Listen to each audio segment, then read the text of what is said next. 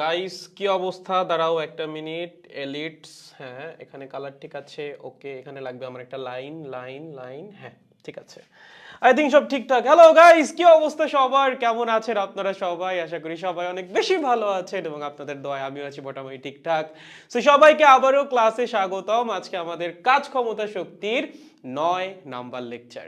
আমরা লাস্ট ক্লাসে শক্তির সংরক্ষণশীলতার নীতির বেসিক পড়াশোনা করছি এবং সেই রিলেটেড বেশ কিছু কেস অ্যানালাইসিস করছি, বেশ কিছু ম্যাথ করছি। আজকে আমরা শক্তির সংরক্ষণশীলতার নীতির একটু অন্য লেভেলের ম্যাথে যাব। ম্যাথ যদি পেঁচাইতে চায় কখনো কখনো যদি চায় আপনাকে বিপদে ফেলতে, সেই বিপদ থেকে কেমনে বেরোইতে হবে একটা সিঙ্গেল ফর্মুলা দিয়ে সকল ধরনের ম্যাথ আমরা আজকে সলভ করব। ঠিক আছে? সো যারা ক্লাসে জয়েন করছো আমাকে একটু জানাই দিবা সবকিছু ঠিকঠাক আছে কিনা, লাইক আমার কথা ঠিকঠাক শুনতে পাচ্ছ কিনা, সবকিছু ঠিকঠাক দেখতে পাচ্ছ কিনা। যদি সবকিছু ঠিকঠাক থাকে আমরা ক্লাস শুরু করে দিব। ওকে, দাদা স্ট্যাটিক ইলেকট্রিসিটি কমপ্লিট করেন? হ্যাঁ অবশ্যই। তো ভাই কমপ্লিট তো করবোই। আমার জীবনে এই মোমেন্টে একটু প্যারা গেছে নিজের পড়াশোনা নিয়ে, তার জন্য আমার ক্লাস বন্ধ রাখা লাগছে। আপকামিং যে উইকটা মানে শনিবার থেকে সকল ক্লাস পুরা দমে একদম আগের মতোই শুরু হবে। এই একটা সপ্তাহ আসলে নিজেকে সময় দিতে হয়েছে। I don't have any option, or I didn't have any option, কোনো উপায় ছিল না আর আমার কাছে, নিজের পড়াশোনা করা লাগছে আর কি। ঠিক আছে ভাই, আমি অনেক ক্লাস করতে পারি নাই অসুস্থতার কারণে। এখন কভার দিব কিভাবে? ক্লাস করতে হবে, বেশি বেশি ক্লাস করতে হবে, যেহেতু ক্লাস গ্যাপ গেছে। সেক্ষেত্রে আমি সপ্তাহে ক্লাস নিচ্ছি 3টা, তোমার অবশ্যই 3টার বেশি ক্লাস করা লাগবে, আদারওয়াইজ তো গ্যাপ কভার হবে না। ঠিক আছে? যেমন ধরো কাজ ক্ষমতা শক্তি পড়ার আগে তোমার অবশ্যই নিউটনিয়ান মেকানিক্স, গতিবিদ্যা এগুলো পড়া থাকা উচিত, কারণ এই চ্যাপ্টারগুলো ফিজিক্সের সব জায়গাতেই তোমার কাজে লাগবে, শুধুমাত্র ফিজিক্স না, অন্যান্য কিছু সাবজেক্টেও দেখবা কিছু কিছু ক্ষেত্রে ভেক্টর গতিবিদ্যার কনসেপ্ট আসলে কাজে লেগে যায়। সো প্রথম 3টা চ্যাপ্টার 2, 3, 4 এগুলো আসলে ফান্ডামেন্টাল চ্যাপ্টার। এগুলো পড়া থাকলে ফিজিক্সের অন্যান্য চ্যাপ্টার পড়া এবং অন্যান্য সাবজেক্টেরও কিছু কিছু টপিক পড়া তোমার জন্য অনেক ইজি হয়ে যাবে। সো প্রথম 3টা চ্যাপ্টার অবশ্যই কমপ্লিট করা ট্রাই করবা। যদি এখনো কমপ্লিট না হয়ে থাকে দ্রুত কমপ্লিট করো। একটা টার্গেট নাও যে হ্যাঁ এই কয়দিনের মধ্যে আমি শেষ করতে চাই, দেন হচ্ছে সেটা করো, আদারওয়াইজ কিন্তু শেষ হবে না। ঠিক আছে? এভাবে বসে থাকলে হবে না, জিনিসটা শুরু করা লাগবে, শুরু না করলে শেষ হবে না। আর একবার শুরু করলে দেখবা ফ্লোর মধ্যে চলে যাবা, তখন ফ্লোতেই পড়া হয়ে যাবে। ওকে ওকে, আসসালামু আলাইকুম ভাইয়া। ওয়ালাইকুম আসসালাম। নমস্কার দাদা। নমস্কার দাদা। আজকে লাস্ট ক্লাস? অবশ্যই না, লাস্ট ক্লাস হলে তো অ্যানাউন্স করতাম তাই না? লাস্ট ক্লাস কেন হবে? এখনো না, আরো 2-3টা টপিক বাদ আছে। একটা হচ্ছে ভর কেন্দ্রের স্মরণ দ্বারা কৃত কাজ, আর একটা হচ্ছে ক্ষমতা। এই দুইটা জিনিস বাদ আছে।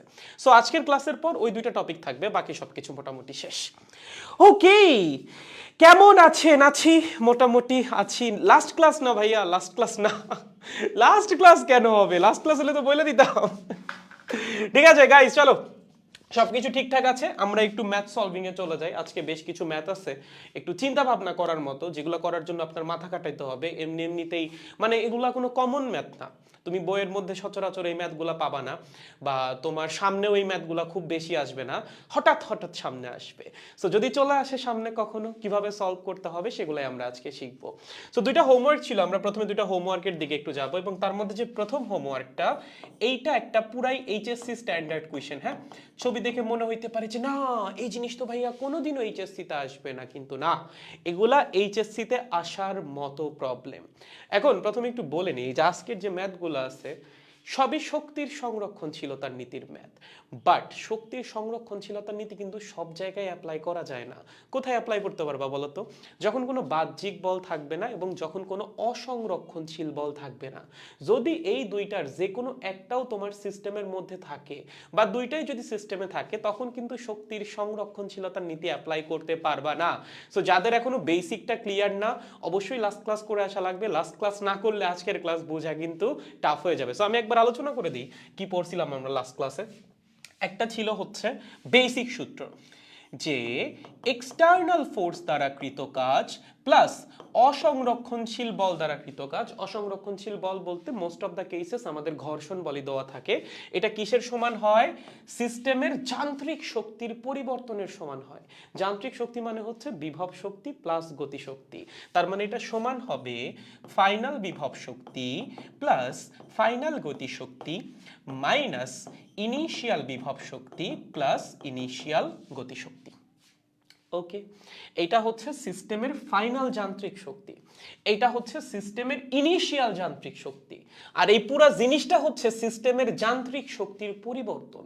সো সিস্টেমের যান্ত্রিক শক্তির পরিবর্তন কার সমান হবে? যদি সিস্টেমে এক্সটার্নাল ফোর্স থাকে এবং অসংরক্ষণশীল বল থাকে, তাহলে সেই দুইটা বল দ্বারা কৃত কাজের সমষ্টির সমান হবে সিস্টেমের যান্ত্রিক শক্তির পরিবর্তন। এবং এই যে ফর্মুলা, এটা কিন্তু জেনারেল ফর্মুলা, এটা প্রত্যেকটা কেসে খাটে। আপনার সিস্টেমে অসংরক্ষণশীল বল বা এক্সটার্নাল ফোর্স যদি না থাকে, সেক্ষেত্রে এই কৃত কাজ হবে শূন্য। তার মানে এই যান্ত্রিক শক্তির পরিবর্তন হবে শূন্য। আর যদি থাকে, সেক্ষেত্রে কৃত কাজটা হবে যান্ত্রিক শক্তির পরিবর্তনের সমান। ঠিক আছে? সো এইটা হচ্ছে আমাদের জেনারেল ফর্মুলা, এইটা আমাদের লাগবে। এটা কি ফর্মুলা? এইটা ছিল জেনারেল ফর্মুলা। এটার প্রমাণ দেখানো হয়েছিল, মনে আছে? এটা কই থেকে আসছিল? এটা আসছিল কাজ শক্তি উপপাদ্য থেকে। এবং এই জন্যই কিন্তু বারবার বলতেছিলাম যে কাজ শক্তি উপপাদ্য হচ্ছে মোর ফান্ডামেন্টাল, এবং শক্তির সংরক্ষণশীলতার নীতি হচ্ছে কাজ শক্তি উপপাদ্যের একটা বিশেষ রূপ, যেটা সার্টেন কিছু কন্ডিশনের আন্ডারে খাটে। যেমন যখন অসংরক্ষণশীল বল তোমার সিস্টেমে থাকবে না বা এক্সটার্নাল কোনো ফোর্স সিস্টেমে থাকবে না, তখন তুমি শক্তি সংরক্ষণশীলতার নীতি অ্যাপ্লাই করতে পারবা। এই দুইটার একটা থাকলেও কিন্তু শক্তির সংরক্ষণশীলতার নীতি খাটবে না। তাহলে আমরা শক্তির সংরক্ষণশীলতার নীতি যেন কখন অ্যাপ্লাই করতে পারবো? লেখো, লাস্ট ক্লাসে পড়াইছিলাম, মনে আছে তো নাকি? একবার রিভিশন দিয়ে নাও। দেখো, শক্তির সংরক্ষণশীলতার নীতি এটা কখন অ্যাপ্লাই করা যাবে? যখন সিস্টেমে কোনো এক্সটার্নাল ফোর্স থাকবে না। ভাইয়া, কি থাকবে না? এক্সটার্নাল ফোর্স থাকবে না। ওকে, একই সাথে আরো একটা জিনিস থাকা যাবে না। কি থাকা যাবে না? অসংরক্ষণশীল বল থাকা যাবে না, বা অসংরক্ষণশীল বল থাকবে না। যখন এই দুইটা জিনিস থাকবে না, তখন হচ্ছে শক্তির সংরক্ষণশীলতার নীতি খাটবে। কেন ভাইয়া? দেখো, এই দুইটা জিনিস যখন থাকবে না, যদি বলই না থাকে, কোনো কৃত কাজ হবে এই বল দ্বারা? ধরো তোমার সিস্টেমে কোনো এক্সটার্নাল ফোর্সই নাই, তাহলে এক্সটার্নাল ফোর্স দ্বারা কৃত কাজ কত হবে? শূন্য। সিমিলারলি তোমার সিস্টেমে কোনো অসংরক্ষণশীল বল নাই বা ঘর্ষণ বল নাই, ফ্রিকশন নাই, ফ্রিকশনলেস সিস্টেম, সেই ক্ষেত্রে ফ্রিকশন দ্বারা কৃত কাজ কত হবে? ভাই, ফ্রিকশনই যদি না থাকে, ফ্রিকশন দ্বারা কি কৃত কাজ হবে? তার মানে এক্সটার্নাল ফোর্স এবং অসংরক্ষণশীল বল এই দুটো যদি না থাকে, তাহলে এই দুটো দ্বারা কৃত কাজ কত হবে? শূন্য। তার মানে এই স্পেশাল কেসের আন্ডারে ডাব্লিউ এক্সটার্নাল হয়ে যায় 0, মানে এক্সটার্নাল ফোর্স দ্বারা কৃত কাজ শূন্য। এবং সিমিলারলি ফ্রিকশন ফোর্স দ্বারাও কৃত কাজ কত হয়ে যায়? শূন্য, কারণ এই দুইটা বল অনুপস্থিত। তাহলে এই দুইজনের মান যদি শূন্য হয়ে যায়, তাহলে এই ফর্মুলাটা কি দাঁড়াবে? ফর্মুলাটা দাঁড়াবে 0 + 0 = UF + EKF - UI + EKI। ঠিক আছে ভাইয়া, 0 + 0 কত হবে? দুইটা 0, জিরোই হবে ভাই। মাইনাসের ওই পাশে যা আছে তাকে বাম পাশে নিয়ে আসো, তাহলেই তোমার শক্তির সংরক্ষণশীলতার নীতি চলে আসবে। UI + EKI = UF + EKF, মানে হচ্ছে শুরুতে সিস্টেমের টোটাল যান্ত্রিক শক্তি কার সমান হবে? শেষে সিস্টেমের টোটাল যান্ত্রিক শক্তির। ওকে, সো এইটা হচ্ছে শক্তির সংরক্ষণশীলতার নীতি, এবং এই দুইটা হচ্ছে শক্তির সংরক্ষণশীলতার নীতির কন্ডিশন। ঠিক আছে, এই দুইটা কি কন্ডিশন? যদি এই কন্ডিশন স্যাটিসফাই করে, তাহলে শক্তির সংরক্ষণশীলতার নীতি খাটবে, আদারওয়াইজ খাটবে না। যদি কন্ডিশন স্যাটিসফাই না করে, তখন আপনার এই ফর্মুলা দিয়ে ম্যাথ করা লাগবে। ক্লিয়ার? গুড। চলো ম্যাথে চলে আসি। সো প্রথম যে হোমওয়ার্কটা, এটা দেখে বলো। দেখো, এখানে না তোমার আসলে প্রথমেই যে ম্যাথ করে বের করা লাগবে এমন না, তুমি সিস্টেম দেখেই বোঝা উচিত যেখানে কি শক্তির সংরক্ষণশীলতার নীতি খাটবে কিনা। তুমি কোয়েশ্চেনটা পড়ো, কি বলছে? স্প্রিংটাকে 2 মিটার সংকুচিত করে ছেড়ে দেওয়া হলো, আনত তল বরাবর বস্তুটা কত দূরত্ব অতিক্রম করবে? তাহলে এখানে একটা স্প্রিং এর সাথে একটা বস্তু আছে। আমরা যেটা করছি, বস্তুটার উপর বল প্রয়োগ করছি, বল প্রয়োগ করে স্প্রিংকে 2 মিটার সংকুচিত করছি। তার মানে হচ্ছে বস্তু স্প্রিং সহ 2 মিটার এই দিকে গেছে। তারপর ছাইরা দিছি, ছাইরা দিলে কি হবে? দেখো তুমি যখন বল প্রয়োগ করে স্প্রিংকে সংকুচিত করছো, স্প্রিং এর মধ্যে বিভব শক্তি জমা হয়েছে। যখন তুমি ছেড়ে দিবা, স্প্রিং এ সঞ্চিত বিভব শক্তি রূপান্তরিত হবে বস্তুর গতিশক্তিতে। এবং যখন একটা সিস্টেমে বা বস্তুর মধ্যে গতিশক্তি চলে আসে, সে কি স্থির থাকে? অবশ্যই না, সে গতিশীল হয়। সো বস্তু সেই গতিশক্তি নিয়ে এই বরাবর গতিশীল হবে।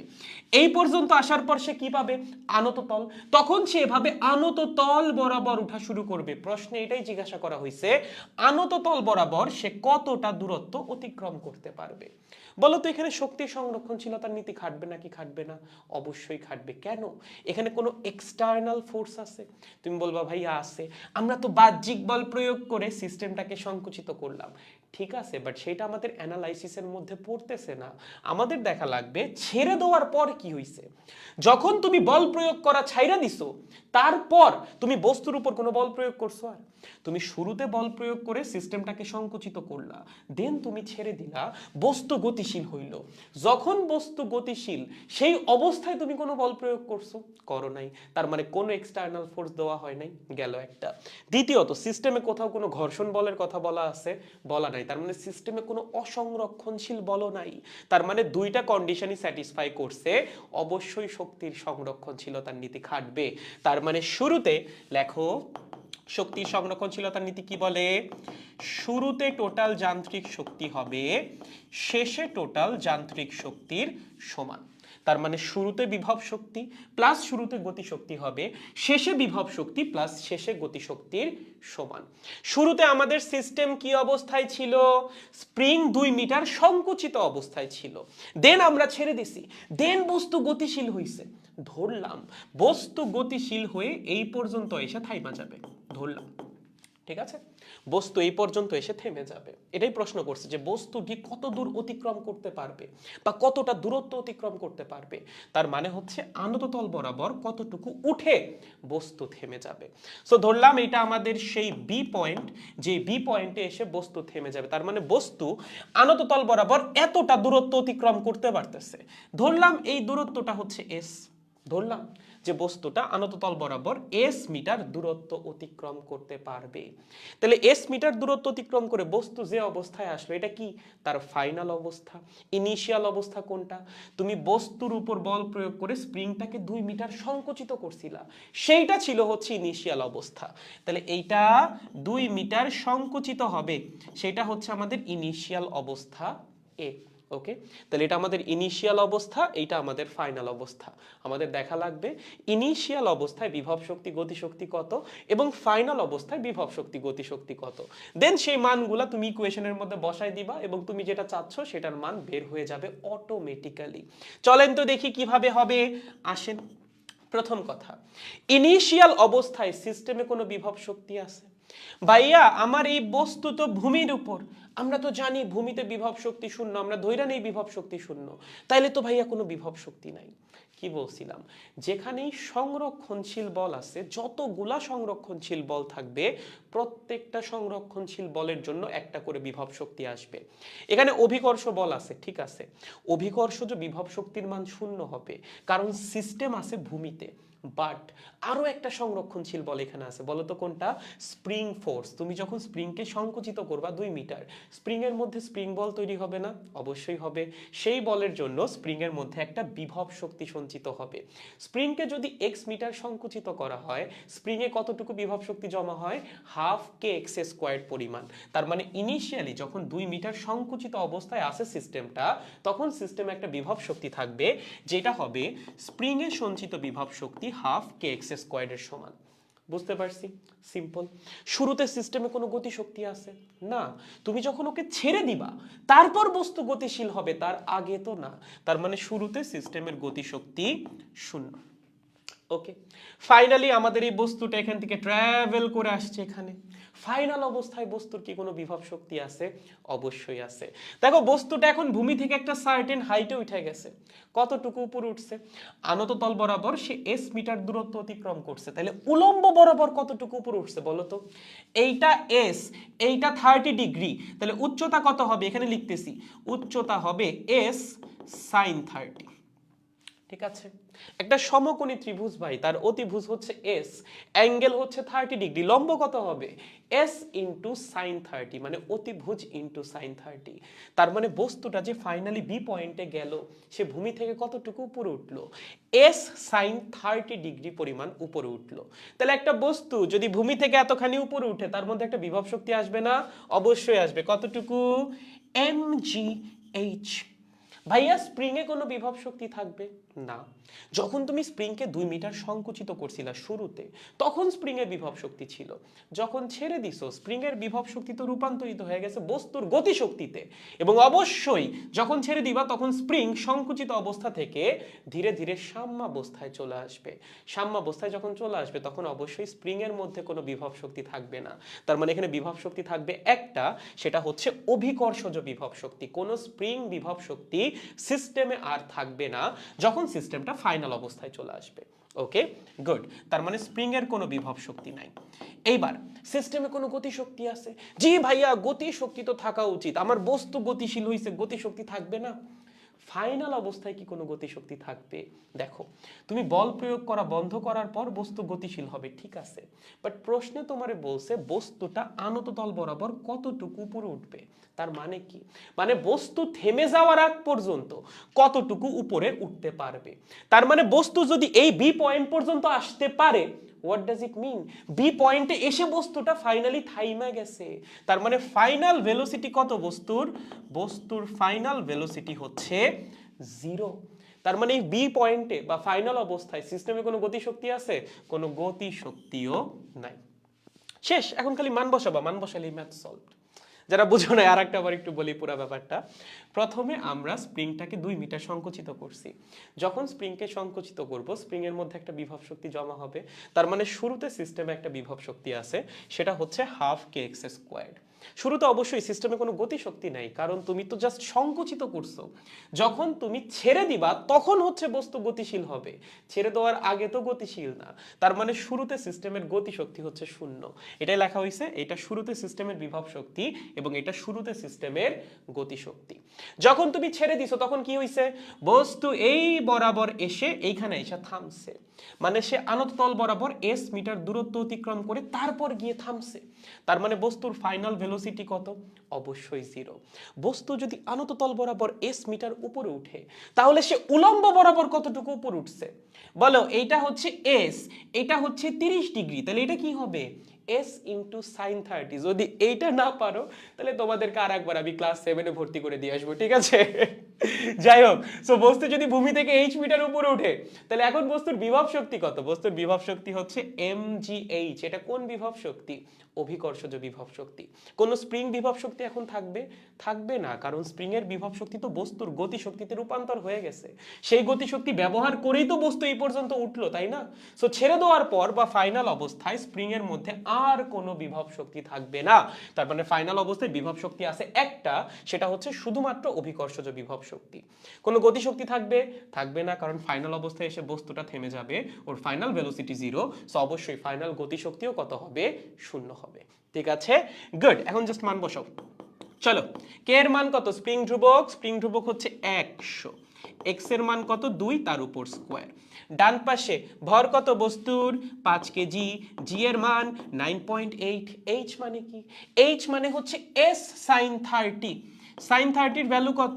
হাফ। তোমার কি লাগবে? এস এর মান জাস্ট ক্যালকুলেট করবা ভাই। চলো, 2 ইন্টু 100, এখানে আছে 49, এখানে আছে এস ইন্টু হাফ, তার মানে হচ্ছে এস হবে 400 ডিভাইডেড বাই 49 মিটার। ওকে, তার মানে 8 দশমিক সামথিং হবে আর কি। কত হবে? ওখানে থাকবে হচ্ছে 8 80, 8.1, তাই না? 8.1 বা 8.2 মিটারের কাছাকাছি হবে আর কি। ওকে, 8.2 মিটার।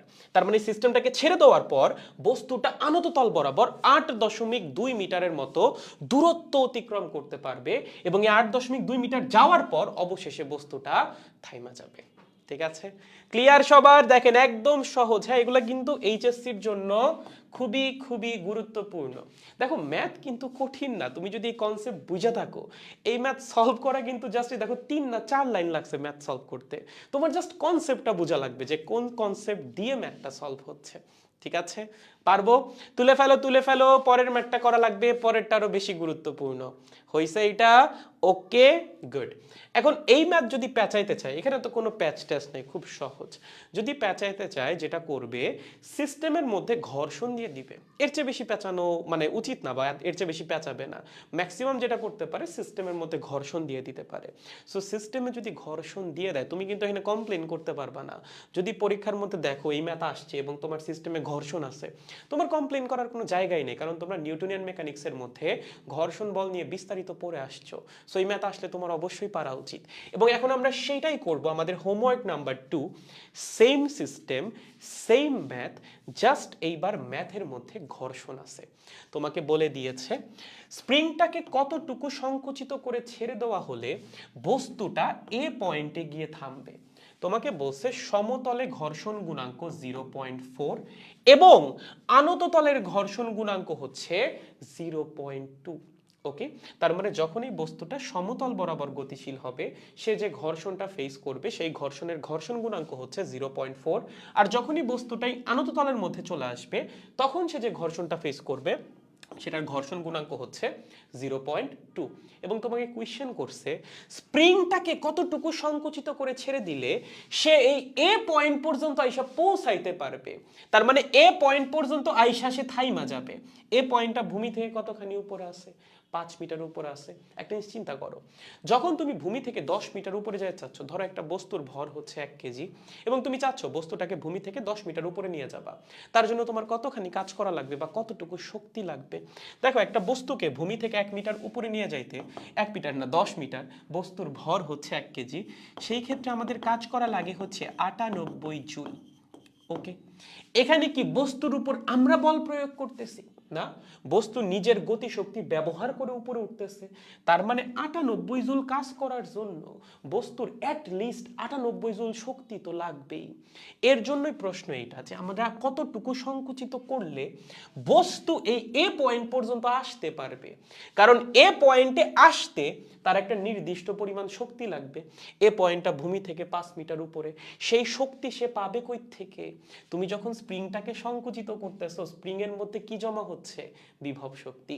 সেই বিভব শক্তি যাবে হচ্ছে বস্তুর মধ্যে গতি শক্তি হিসেবে, এবং সেই গতি শক্তি ব্যবহার করে বস্তু আসবে এই এ পয়েন্টে। এইটাই প্রশ্ন যে স্প্রিংকে কতটুকু সংকুচিত করলে বস্তু সেই পর্যাপ্ত গতি শক্তি পাবে যেন সে এখান থেকে দূরত্ব অতিক্রম করে এ পয়েন্টে এসে পৌঁছাইতে পারে। এখন এখানে মজার ব্যাপার হচ্ছে তুমি কিন্তু এখানে শক্তি সংরক্ষণশীলতার নীতি অ্যাপ্লাই করতে পারবা না। কেন পারবা না? কারণ সিস্টেমের মধ্যে ঘর্ষণ আছে বা অসংরক্ষণশীল বল আছে। যদি অসংরক্ষণশীল বল বা ঘর্ষণ না থাকতো, সেক্ষেত্রে অবশ্যই আমরা এখানে শক্তির সংরক্ষণশীলতার নীতি অ্যাপ্লাই করতে পারতাম। বাট যেহেতু ঘর্ষণ চলে আসছে, এইবার আর শক্তির সংরক্ষণশীলতার নীতি অ্যাপ্লাই করা সম্ভব না। তাহলে আমরা কোনটা অ্যাপ্লাই করব? আমরা অ্যাপ্লাই করব জেনারেল ফর্মুলা। সেই জেনারেল ফর্মুলাটা কি ছিল? আসো, জেনারেল ফর্মুলা ছিল এক্সটার্নাল ফোর্স দ্বারা কৃত কাজ প্লাস ফ্রিকশন ফোর্স বা অসংরক্ষণশীল বল দ্বারা কৃত কাজ হবে সিস্টেমের যান্ত্রিক শক্তির পরিবর্তনের সমান। ঠিক আছে, এই ছিল হচ্ছে আমাদের জেনারেল ফর্মুলা। সো আমরা একটা কাজ করি, এখানে যা যা আছে প্রত্যেকের মান একটু আলাদা আলাদা করে বের করে দেন আমরা এই সমীকরণের মধ্যে বসাই দিলে আমাদের যে কাঙ্ক্ষিত ভ্যালু এক্স এর মান, যে স্প্রিংটাকে কতটুকু সংকুচিত করলে বস্তু এই পয়েন্ট পর্যন্ত আসতে পারবে, সেই এক্স এর মান তখন অটোমেটিক্যালি বের হয়ে যাবে। যেমন দেখো, প্রথম যেটা, ভাইয়া ডাব্লিউ এক্সটার্নাল কত? এক্সটার্নাল ফোর্স দ্বারা কৃত কাজ কত হবে ভাইয়া? 0। কেন 0? কোনো এক্সটার্নাল ফোর্সই তো নাই। তুমি যখন বল প্রয়োগ করে ছেড়ে দিছো, স্প্রিং থেকে বস্তু গতিশীল হইছে, তারপর আর কোনো এক্সটার্নাল ফোর্স তুমি দিছো? যখন বস্তু এখানে, তুমি কি এখানে এসে ঠেলা মারছো? মারো নাই। যখন বস্তু এখানে এসে থাইমে গেছে, তুমি একটু ঠেলা আবার এই পয়েন্টে নিয়ে গেছো, এরকম কিছু হইছে? হয় নাই। তার মানে বস্তুকে ছেড়ে দেওয়ার পর আর কিন্তু কোনো এক্সটার্নাল ফোর্স প্রয়োগ করা হয় নাই। তার মানে এক্সটার্নাল ফোর্স দ্বারা কৃত কাজ কত হবে? 0 হবে। ভাইয়া স্প্রিং ফোর্স বলতেছি, ফ্রিকশন ফোর্স বা অসংরক্ষণশীল বল দ্বারা কৃত কাজ কি 0 হবে? হইতো যদি ঘর্ষণ না থাকতো, বাট এইবার তো ঘর্ষণ আছে। যদি ঘর্ষণ থাকে তাইলে কিন্তু অসংরক্ষণশীল বল দ্বারা কৃত কাজ বা ঘর্ষণ বল দ্বারা কৃত কাজ শূন্য হবে না। সো আমাদের দেখা লাগবে এখানে ঘর্ষণ বল দ্বারা কৃত কাজ কত। এটা আমরা কেমনে দেখতে পারি, খেয়াল করেন। এখানে ঘর্ষণ দ্বারা কৃত কাজ হবে দুইটা স্টেপে। আমরা দুইটা স্টেপে একটু দেখি। হ্যাঁ, লেখো, একটু আলাদা করে লেখো, একটু বোঝার ব্যাপার আছে। একটা ম্যাথ একটু ভালো মতো বুঝো, দেখবা পরের ফ্রিকশনের ম্যাথগুলো নিয়ে আর কোনো সমস্যা হবে না। সো এখানে ঘর্ষণ দ্বারা কৃত কাজ হবে দুইটা স্টেপে। লেখো তো একটু, ঘর্ষণ দ্বারা কৃত কাজ বা ঘর্ষণ বল দ্বারা কৃত কাজ। ওকে, কয়টা স্টেজে হবে, দুইটা স্টেজে। কোন দুইটা স্টেজে ভাইয়া, একটা হচ্ছে সমতলে আর একটা হচ্ছে আনত তলে। ভাইয়া কেন দুইটা স্টেজে হিসাব করা লাগতেছে, কারণ ঘর্ষণ বলের ফর্মুলা কি ছিল, ঘর্ষণ বলের মান কেমনে বের করতা, ঘর্ষণ গুণাঙ্ক ইনটু উলম্ব প্রতিক্রিয়া বল। দেখো সমতলের মধ্যে ঘর্ষণ গুণাঙ্ক হচ্ছে 0.4, আনত তলের মধ্যে ঘর্ষণ গুণাঙ্ক হচ্ছে 0.2। বস্তু যখন সমতলে থাকে তখন তার উপর উলম্ব প্রতিক্রিয়া হয় এমজির সমান। বস্তু যখন আনত তলে থাকে তখন তার উপর উলম্ব প্রতিক্রিয়া কত হয়, এমজি কস থিটার সমান। তার মানে দুই কেসেই ঘর্ষণ গুণাঙ্ক উলম্ব প্রতিক্রিয়া সবই তো আলাদা, তাহলে দুই ক্ষেত্রে ঘর্ষণ বল কি সেম হবে, জীবনেও হবে না।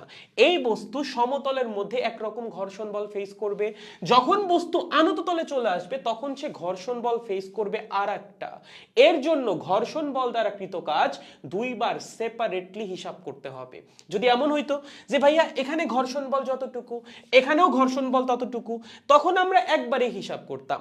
বাট এখানে দুই জায়গায় মানে আনত তলের মধ্যে এবং সমতলের মধ্যে দুইটা জায়গায় ঘর্ষণ বল আসবে দুই রকম।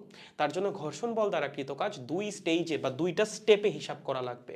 ঠিক আছে, লেটস গো। প্রথমে আমরা যেটা করব সেটা হচ্ছে আনত তলে সমতলে ঘর্ষণ বল। Let's go. সো আমাদের বস্তু কোন অবস্থায় আছে খেয়াল করেন, আমাদের বস্তু আছে স্প্রিং এর সাথে। ঠিক আছে, কোথায় আছে, স্প্রিং এর সাথে, এইভাবে সমতলের মধ্যে। সমতলে ঘর্ষণ বল কত হবে বলো, লেখো সমতলে, সমতলে ঘর্ষণ বল কত হবে রে, ঘর্ষণ বল কেমনে কাউন্ট করে, মিউ কে ইনটু উলম্ব প্রতিক্রিয়া বল বা নরমাল রিঅ্যাকশন। এই নরমাল রিঅ্যাকশনটা কি, বস্তু যখন যেই তলে অবস্থান করতেছে সেই তল বস্তুর উপর যে উলম্ব প্রতিক্রিয়াটা দিবে সেইটাই হচ্ছে এই নরমাল রিঅ্যাকশনের ভ্যালু। যেমন বস্তু যখন সমতলের মধ্যে অবস্থিত তখন বস্তু তলের উপর কতটুকু বল প্রয়োগ করবে, তলের উপর বল প্রয়োগ করবে এমজি পরিমাণ। তাইলে তল বস্তুর উপর কতটুকু উলম্ব প্রতিক্রিয়া দিবে, ভাই সমমানের উলম্ব প্রতিক্রিয়াই দিবে। তার মানে উলম্ব প্রতিক্রিয়া বল হবে এমজি। ওকে, তাহলে সমতলে ঘর্ষণ বল কত হবে, সমতলে ঘর্ষণ বল হবে ঘর্ষণ গুণাঙ্ক ইনটু উলম্ব প্রতিক্রিয়া। Okay good, 0.4। বস্তুর ভর কত, বস্তুর ভর মনে হয় 5 কেজি নাকি রে, বস্তুর ভর 5 কেজি, ইয়েস। আর জি এর মান হচ্ছে 9.8, তার মানে হচ্ছে 0.4 ইন্টু 49, ক্যালকুলেট করো তো, 0.4 ইন্টু 49 আসে হচ্ছে 19.6। ওকে, তার মানে সমতলে ঘর্ষণ বলের মান হচ্ছে 19.6 নিউটন। এখন এই ঘর্ষণ বলের মান তো তোমার দরকার নাই, তোমার দরকার হচ্ছে ঘর্ষণ বল দ্বারা কৃত কাজের মান। কারণ তোমার ফর্মুলার বাম পাশে কি আছে, ঘর্ষণ বল দ্বারা কৃত কাজ, এইটা হচ্ছে তোমার লাগবে। ঘর্ষণ বল দ্বারা কৃত কাজ কেমনে বের করে বলো, ঘর্ষণ বল ইনটু যতটা রাস্তা জুড়ে ঘর্ষণ বল কাজ করছে সেই রাস্তার দৈর্ঘ্য বা সেই রাস্তার দূরত্ব মাল্টিপ্লাইড বাই cos 180। cos 180 যেন কেন, কারণ বস্তুর সরণ যেদিকে হবে ঘর্ষণ বল সবসময় তার এগেইনস্টেই কাজ করবে। তার মানে বল এবং সরণের মধ্যবর্তী কোণ সবসময় 180 ডিগ্রি যখন তুমি ঘর্ষণ বল দ্বারা কৃত কাজ বের করতেছো। এর জন্যই ঘর্ষণ বল দ্বারা কৃত কাজে সবসময় অ্যাঙ্গেল কিন্তু 180 ডিগ্রি, এটা যেন ভুল না হয়। ওকে, এখন কথা হচ্ছে অতিক্রান্ত দূরত্ব কত হবে। এইটা হচ্ছে আমাদের স্প্রিং এর সাম্যাবস্থা বা আমাদের সিস্টেমের সাম্যাবস্থা। আমরা কি করছি, আমরা সিস্টেমটাকে এই অবস্থা থেকে x মিটার সংকুচিত করছি। কি করছি, এক্স মিটার সংকুচিত করছি। ভাইয়া এক্স মিটার সংকুচিত কেন করব? এইটাই তো তোমার প্রশ্নে বলছে স্প্রিং কতটুকু সংকুচিত করলে বস্তু এ পয়েন্টে আসতে পারবে। সো আমরা ধরে নিলাম যে স্প্রিংকে এক্স মিটার সংকুচিত করলে বস্তু সেই পর্যাপ্ত গতিশক্তি পাবে যেটা ব্যবহার করে তার পক্ষে এ পয়েন্টে পৌঁছানো সম্ভব। তার মানে স্প্রিং বা এই বস্তু কিন্তু সাম্যাবস্থায় নাই, আমরা তাকে সাম্যাবস্থা থেকে এক্স মিটার সংকুচিত করছি। তাহলে বস্তু এখন আছে কোন অবস্থায়? বস্তু আছে হচ্ছে এই অবস্থায়, ঠিক আছে?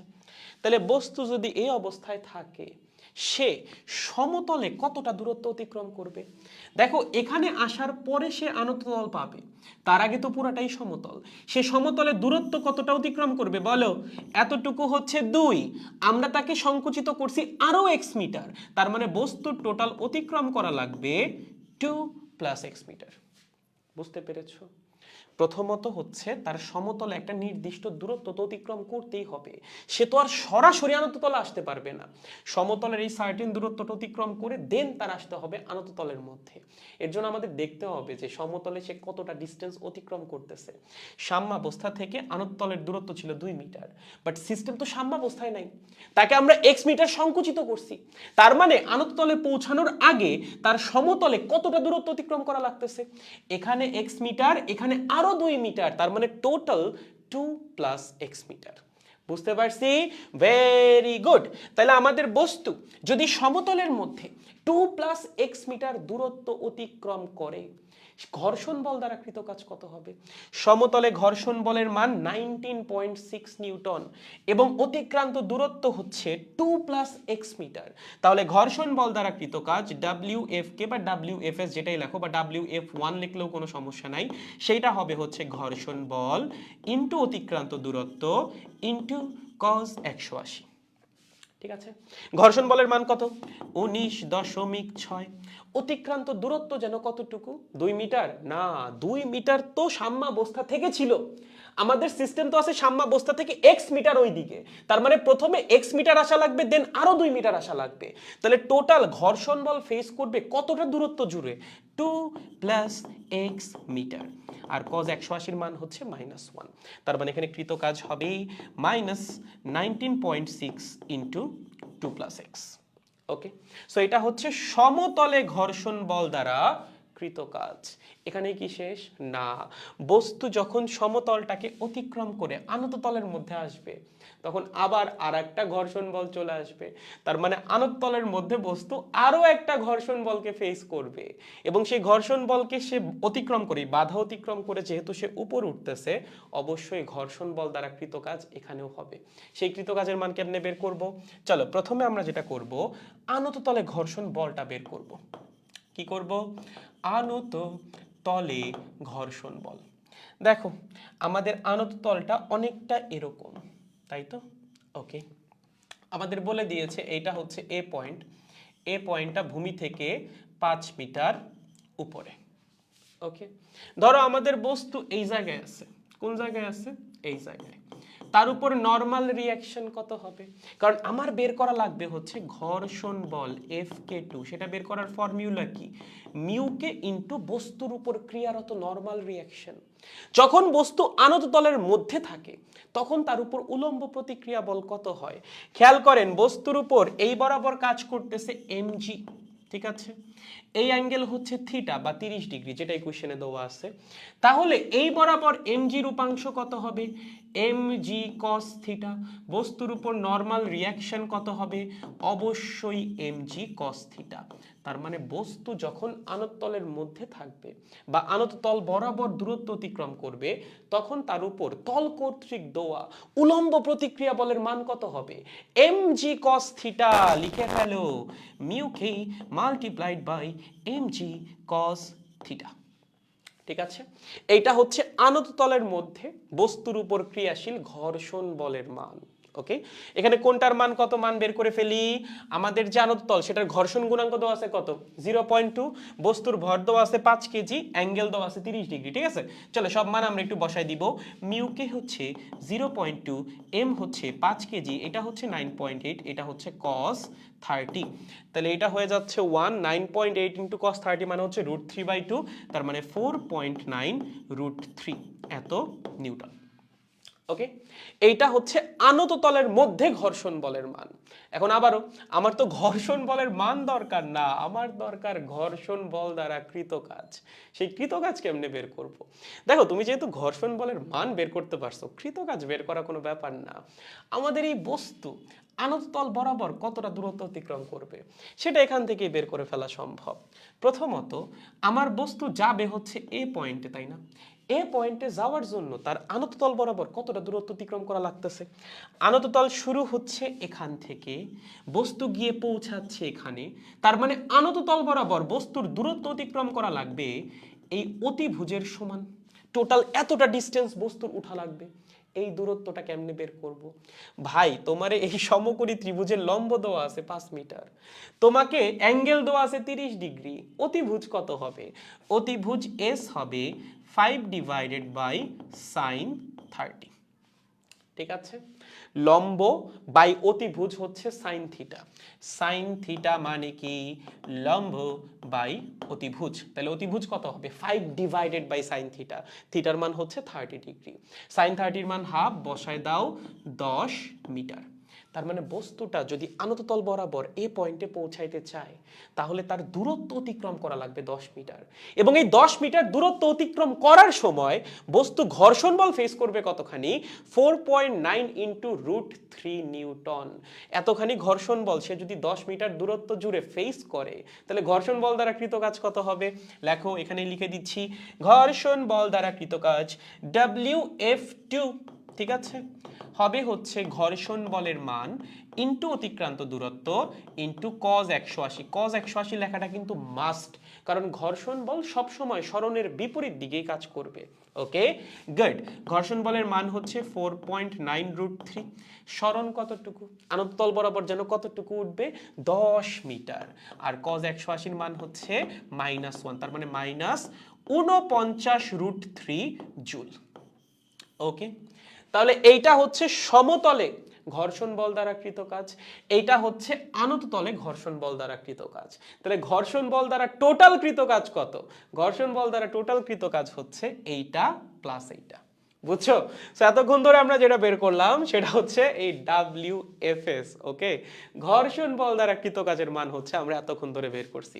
পরের টুকু একদম আগের মতোই, পরের টুকুতে কোনো ভ্যারিয়েশন নাই, জাস্ট এই জিনিসটাই তোমার একটু কষ্ট করে বের করে নেওয়া লাগবে যদি এই ম্যাথ তোমার সামনে আসে, ঠিক আছে। তাহলে চলো আমরা ম্যাথটা কমপ্লিট করে ফেলি। সো আমরা ঘর্ষণ বল দ্বারা কৃত কাজ পেয়ে গেছি, এবার আমাদের দেখা লাগবে হচ্ছে ওই এক্স এর মানটা কত, কিভাবে বের করা যায়। আসেন আমি ছবিটা আরেকটা আবার একটু এঁকে দেখাচ্ছি। এই হচ্ছে আমাদের আনত তল, আমাদের সিস্টেম যেন কোন অবস্থায় ছিল, আমাদের সিস্টেম ছিল হচ্ছে এই অবস্থায়, এই ছিল আমাদের স্প্রিং, ধরো 2 মিটার সংকুচিত অবস্থায় আছে, বা x মিটার সংকুচিত অবস্থায় আছে, 2 মিটার তো না, 5 কেজি, এবং সে সংকুচিত আছে x মিটার। ওকে, যখন আমি বল প্রয়োগ করা ছেড়ে দিব বস্তু যেন কোথায় গিয়ে পৌঁছাবে, বস্তু গিয়ে পৌঁছাবে হচ্ছে আনত তলের একদম টপ পয়েন্টে, তার মানে এই পয়েন্টে এসে আমাদের বস্তু ফাইনালি পৌঁছাচ্ছে। তাহলে এটা হচ্ছে ইনিশিয়াল পয়েন্ট, এইটা হচ্ছে ফাইনাল পয়েন্ট। তাহলে আমাকে একটু বলো তো, যখন আমার সিস্টেম ইনিশিয়াল অবস্থায় আছে তখন সিস্টেমের গতিশক্তি কত? তখন সিস্টেমের কোনো গতিশক্তিই নাই, গতিশক্তি শূন্য। গতিশক্তি কত? শূন্য। তুমি শুরুতে এইটাকে বল প্রয়োগ করে সংকুচিত করছো, তুমি তোকে গতিশীল করো নাই, তুমি ছেড়ে দেওয়ার পরে গতিশীল হবে, তার মানে শুরুতে গতিশক্তি কত? শূন্য। ভাইয়া শুরুতে বিভব শক্তি কত? শুরুতে বিভব শক্তি ½ kx², কারণ শুরুতে কোনো অভিকর্ষীয় বিভব শক্তি নাই, যা আছে সেটা হচ্ছে স্প্রিং বিভব শক্তি। ওকে, দেন তুমি এখানে বল প্রয়োগ করা বন্ধ করে দিছো, বস্তু এইভাবে এই বরাবর এ পয়েন্টে এসে পৌঁছাইছে। যখন সে এ পয়েন্টে গিয়ে পৌঁছাইছে তখন তার গতিশক্তি কত? তার ফাইনাল গতিশক্তি কত? তার ফাইনাল গতিশক্তিও শূন্য। কেন শূন্য? এ পয়েন্টে পৌঁছাইছে মানে কি? মানে এ পয়েন্টে গিয়ে বস্তু থাইমে গেছে, তারপর আর যাচ্ছে না। সে সামহাউ এই বরাবর গতিশীল হয়ে এ পয়েন্ট পর্যন্ত যাইতে পারছে। তার মানে এ পয়েন্টে গিয়ে বস্তু ফাইনালি থেমে যাবে। এর জন্য ফাইনাল গতিশক্তি কত? শূন্য। ভাইয়া ফাইনাল বিভব শক্তি কত? বলো এ পয়েন্টটা ভূমি থেকে কতখানি উপরে? কোশ্চেনে দেওয়া ছিল 5 মিটার উপরে। তাহলে এ পয়েন্ট যদি ভূমি থেকে 5 মিটার উপরে হয়, 5 মিটার উপরে ওর বিভব শক্তি কত হবে? ওর বিভব শক্তি হবে mg ইন্টু 5। ঠিক আছে? তাহলে এটা আমাদের সিস্টেমের ইনিশিয়াল গতিশক্তি, এটা আমাদের সিস্টেমের ইনিশিয়াল বিভব শক্তি, এইটা আমাদের সিস্টেমের ফাইনাল গতিশক্তি, আর এটা আমাদের সিস্টেমের ফাইনাল বিভব শক্তি। ওকে, এইবার আমরা ফর্মুলা অ্যাপ্লাই করব। ফর্মুলা কি ছিল? ঘর্ষণ বল দ্বারা কৃত কাজ হবে হচ্ছে সিস্টেমের ফাইনাল বিভব শক্তি প্লাস ফাইনাল গতিশক্তি মাইনাস ইনিশিয়াল বিভব শক্তি প্লাস ইনিশিয়াল গতিশক্তি। ওকে, তার মানে হচ্ছে অসংরক্ষণশীল বল দ্বারা কৃত কাজ সিস্টেমের যান্ত্রিক শক্তির পরিবর্তনের সমান। ওকে, চলেন এবার খালি আমরা মান বসাই দিব। বলো ঘর্ষণ বল দ্বারা কৃত কাজ কত? দুইটা কৃত কাজ আছে, একটা হচ্ছে সমতলে আর একটা হচ্ছে আনততলে। দুইটাকে যোগ করে দিলেই হয়ে যাবে। তাহলে একটা হচ্ছে -49√3, আর একটা হচ্ছে মাইনাস কত? 19.6 ইন্টু 2 প্লাস এক্স। লেখো 19.6 ইন্টু 2 প্লাস এক্স। ঠিক আছে, এবার আসেন ইউএফ ফাইনাল বিভব শক্তি কত? ফাইনাল বিভব শক্তি হচ্ছে mg ইন্টু 5। ফাইনাল গতি শক্তি শূন্য, লেখার দরকার নাই। মাইনাস ইনিশিয়াল বিভব শক্তি কত? ইনিশিয়াল বিভব শক্তি হচ্ছে হাফ কে এক্স স্কোয়ার্ড। কে এর মান মনে হয় কোশ্চেনে দেওয়া ছিল 100, তাই না? হ্যাঁ 100। বসিয়ে দাও কে এর মান 100 ইন্টু এক্স স্কোয়ার্ড। ওকে, সকল মান বসায় দেওয়ার পর দেখবা এক্স এর একটা দ্বিঘাত সমীকরণ আসতেছে, সেটা সলভ করে তোমার জাস্ট এক্স এর মানটা বের করা লাগবে। ঠিক আছে, তাহলে চলেন আমরা একটু লিখি -49√3। এখানে 2 দিয়ে গুণ করলে আসবে কত? 39 দশমিক কি কিছু আসবে, 39.2। হ্যাঁ 39.2। ওকে, আর এখানে আসবে -19.6x। এটা সমান হবে m এর মান হচ্ছে 5, 49 তাকে 5 দিয়ে গুণ করা লাগবে। 49 কে 5 দিয়ে গুণ করলে কত হবে? ও মাই গড, 5 ইন্টু 9 পয়েন্ট, এটা ক্যালকুলেট করো, ইন্টু হচ্ছে 5, 245। ঠিক আছে, 245 মাইনাস 50x স্কোয়ার। ওকে, সো সবগুলা জিনিসকে যদি একটু একটা পাশে নেই তাহলে যেটা দাঁড়াবে, অনেক কমপ্লেক্স হয়ে গেছে রে, এই পাশে নিয়ে আয়। 50x স্কোয়ার্ড মাইনাস 19.6, এখানে আছে হচ্ছে -49√3 minus 39.2 minus 245 is equals two 0। দুঃখিত, সো এই তিনটাকে একটু যোগ করে দিই আমরা। আসো 49√3 প্লাস হচ্ছে 39.2 প্লাস হচ্ছে 245, তিনটাকে যোগ করলে আসতেছে 369। সো একবারে বসায় দাও 50x স্কোয়ার্ড, এখানে একটা x আছে দুঃখিত, minus 19.6x minus 369 is equals two 0। পাওয়া গেছো x এর দ্বিঘাত সমীকরণ। সলভ করো, সলভ করলে x এর একটা মান আসবে পজিটিভ, একটা আসবে নেগেটিভ। আমরা অবশ্যই পজিটিভ ভ্যালুটাই নিব। Let's go. তাহলে যদি আমরা এই দ্বিঘাত সমীকরণ সলভ করি, ইকুয়েশন 3। ওকে, x স্কোয়ারের সহগ কত? 50, x এর সহগ -19.6 এবং ধ্রুবক পদ -369। x এর মান কত আসে সলভ করলে? সলভ করলে x এর মান আসে 2.92 মিটার। ওকে, এইটাই আমাদের অ্যান্সার। তাহলে অ্যান্সারটা কি হবে? যে আমরা যদি এই স্প্রিংটাকে সামহাউ 2.92 মিটার সংকুচিত করে ছাইরা দেই, তাহলে এই বস্তুটা এ পয়েন্ট পর্যন্ত গিয়ে তারপর থামবে। ওকে, সো পুরো ম্যাথটা আমি আরেকবার একটু বলে দিই, আই গেস তাহলে তোমাদের জন্য বুঝতে একটু সুবিধা হবে। প্রথম কথা হচ্ছে, দেখো এই ম্যাথটা একটু বুঝো। এই ম্যাথে আমাদের ঘর্ষণ বল আছে। সো ঘর্ষণ বল যদি থাকে, শক্তির সংরক্ষণশীলতা নীতি তো খাটবে না, কারণ বস্তু গতিশীল হওয়ার সময় ঘর্ষণ বল দ্বারা কৃতকাজ হইতে থাকবে। তার মানে বস্তু শক্তি হারাইতে থাকবে। তুমি নর্মালি চিন্তা করো, একটা সিস্টেম, সেখানে ঘর্ষণ আছে এবং সেই অবস্থায় তুমি একটা প্রক্রিয়া চালাইছো। ধরো শুরুতে সিস্টেমের কাছে 100 জুল শক্তি ছিল। যখন প্রক্রিয়া চলবে, যেহেতু ঘর্ষণ আছে, এনার্জি লস হবে না? অবশ্যই হবে। শুরুতে ছিল 100 জুল শক্তি, ধরো ঘর্ষণ বলের জন্য 20 জুল শক্তি লস হয়ে গেছে। তাহলে প্রক্রিয়া শেষে সিস্টেমে শক্তি থাকবে কতটুকু? সিস্টেমে শক্তি থাকবে 80 জুল। তার মানে শুরুর শক্তি ছিল 100 জুল, ফাইনাল শক্তি হচ্ছে 80 জুল। দুটো কি সমান হয়েছে? সমান হয় নাই। যদি শক্তির সংরক্ষণশীলতার নীতি খাটতো তাহলে অবশ্যই প্রক্রিয়ার শুরুতে সিস্টেমের যা টোটাল এনার্জি ছিল প্রক্রিয়া শেষেও সিস্টেমের টোটাল এনার্জি তাই হইতো। বাট যখনই সিস্টেমে ঘর্ষণ বল আসবে দেখা যাবে প্রক্রিয়া শেষে সিস্টেমের যে শক্তি বা টোটাল শক্তি সেটা হবে শুরুর শক্তির চেয়ে কম, এবং তখন তোমার অবশ্যই এই ফর্মুলা অ্যাপ্লাই করতে হবে। শক্তির সংরক্ষণশীলতার নীতি অ্যাপ্লাই করলে হবে না, কারণ শক্তির সংরক্ষণশীলতার নীতি কি বলে? যে শুরুতে সিস্টেমের টোটাল শক্তি এবং শেষে সিস্টেমের টোটাল শক্তি সমান। ঘর্ষণ বল থাকলে তো এটা হওয়া সম্ভব না, কারণ ঘর্ষণ বল থাকাকালীন যদি তুমি প্রক্রিয়া চালাও সিস্টেম তো এনার্জি হারাবে বা সিস্টেমের তো এনার্জি লস হবে। সো প্রক্রিয়া শেষে সিস্টেমের এনার্জি তো কখনোই শুরুর এনার্জির সমান হওয়া সম্ভব না। এর জন্য আমাদের ফর্মুলা হচ্ছে এইটা। এখন এই ফর্মুলার মধ্যে বেশ কয়েকটা জিনিস আছে, প্রত্যেকটা জিনিসের মান আমাদের বের করা লাগবে। প্রথম যেটা আছে সেটা হচ্ছে এক্সটার্নাল ফোর্স দ্বারা কৃত কাজ।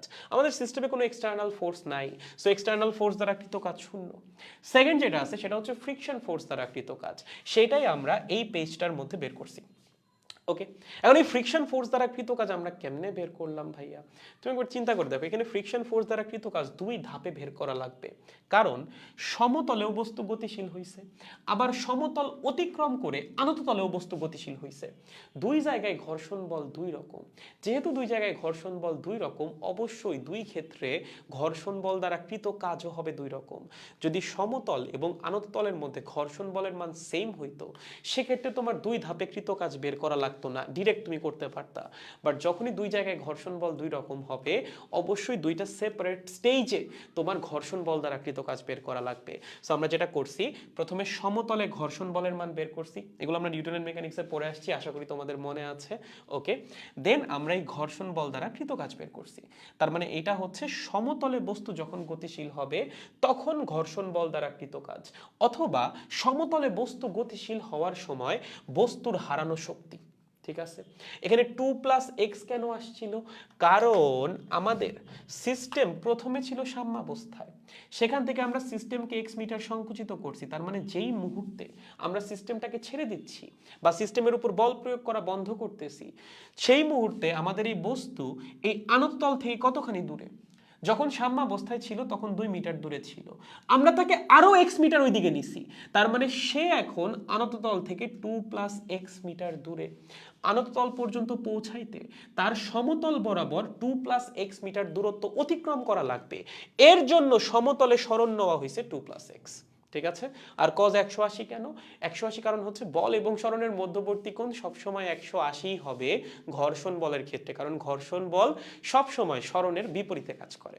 গেল, এটা হচ্ছে সমতলে ঘর্ষণ বল দ্বারা কৃত কাজ। এরপর আমরা আনততলে ঘর্ষণ বলের মান বের করছি, সেটা আসছে এইটা। আনততলে অতিক্রান্ত দূরত্ব হচ্ছে 10 মিটার, তাহলে ঘর্ষণ বল জানো, অতিক্রান্ত দূরত্ব জানো, সেখান থেকে ঘর্ষণ বল দ্বারা কৃত কাজ বের করা আসলে কোনো ব্যাপারই না।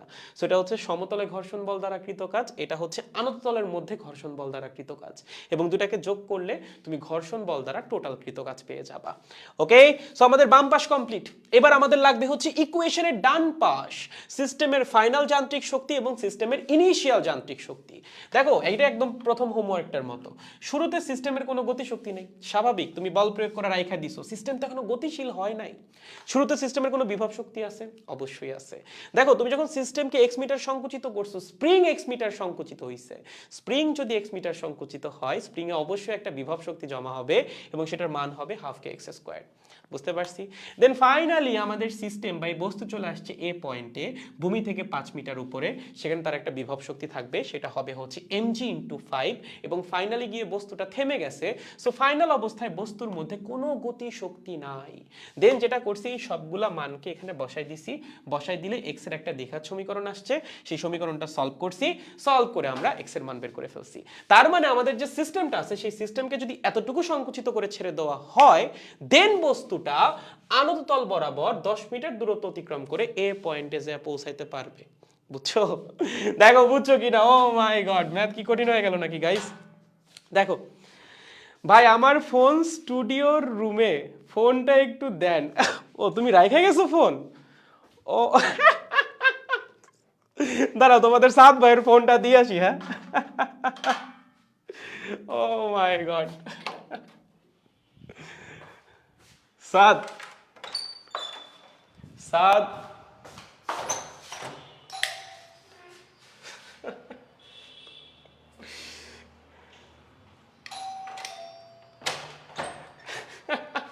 তুমি ফোন রেখে গেছো গড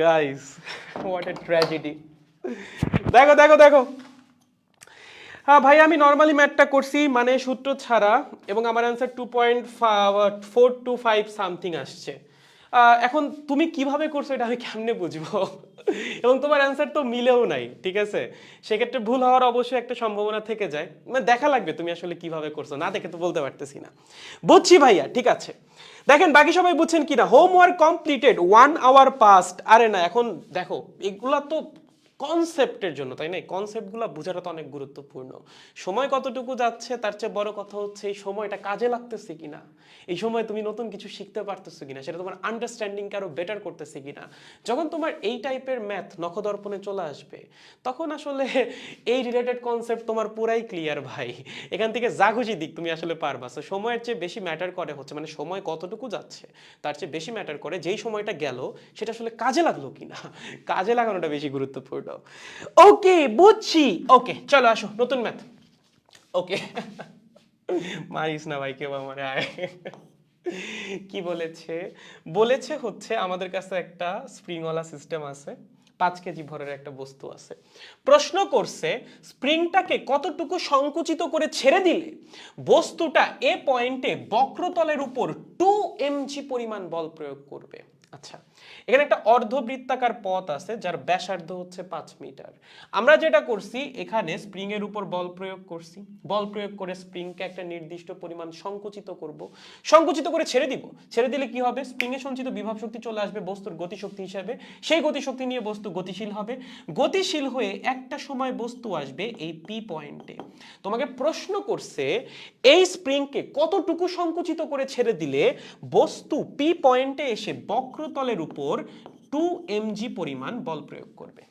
এটা তোমার বের করা লাগবে প্রথম কথা এখানে কি শক্তি সংরক্ষণশীলতার নীতি খাটবে অবশ্যই খাটবে সিস্টেমে কোনো ঘর্ষণ নাই ভাই ঘর্ষণের কথা কোথাও বলা আছে বলা নাই তার মানে অবশ্যই শক্তি সংরক্ষণশীলতার নীতি এখানে খাটবেই এবং শক্তি সংরক্ষণশীলতার নীতি আমাদের কি বলে বলে হচ্ছে শুরুতে সিস্টেমের টোটাল যান্ত্রিক শক্তি হবে সিস্টেমের ফাইনাল যান্ত্রিক শক্তির সমান ওকে আসো শুরুতে কি অবস্থা শুরুতে বিভব শক্তি কত তুমি স্প্রিংটাকে ধরো x মিটার সংকুচিত করছো তারপর ছাইরা দিছো স্প্রিংকে যদি x মিটার সংকুচিত করা হয় স্প্রিং এ কতটুকু বিভব শক্তি জমা হবে স্প্রিং এ জমা হবে হাফ kx স্কয়ার্ড পরিমাণ বিভব শক্তি সো এটা হচ্ছে স্প্রিং এর সঞ্চিত বিভব শক্তি বা শুরুতে সিস্টেমের বিভব শক্তি শুরুতে সিস্টেমের কোনো গতিশক্তি থাকবে না সিস্টেম তো শুরুতে গতিশীল না সো শুরুতে সিস্টেমের গতিশক্তি হবে 0 ঠিক আছে ভাইয়া ফাইনালি সিস্টেম কোথায় আসছে সিস্টেম ফাইনালি আসছে পি পয়েন্টে ঠিক আছে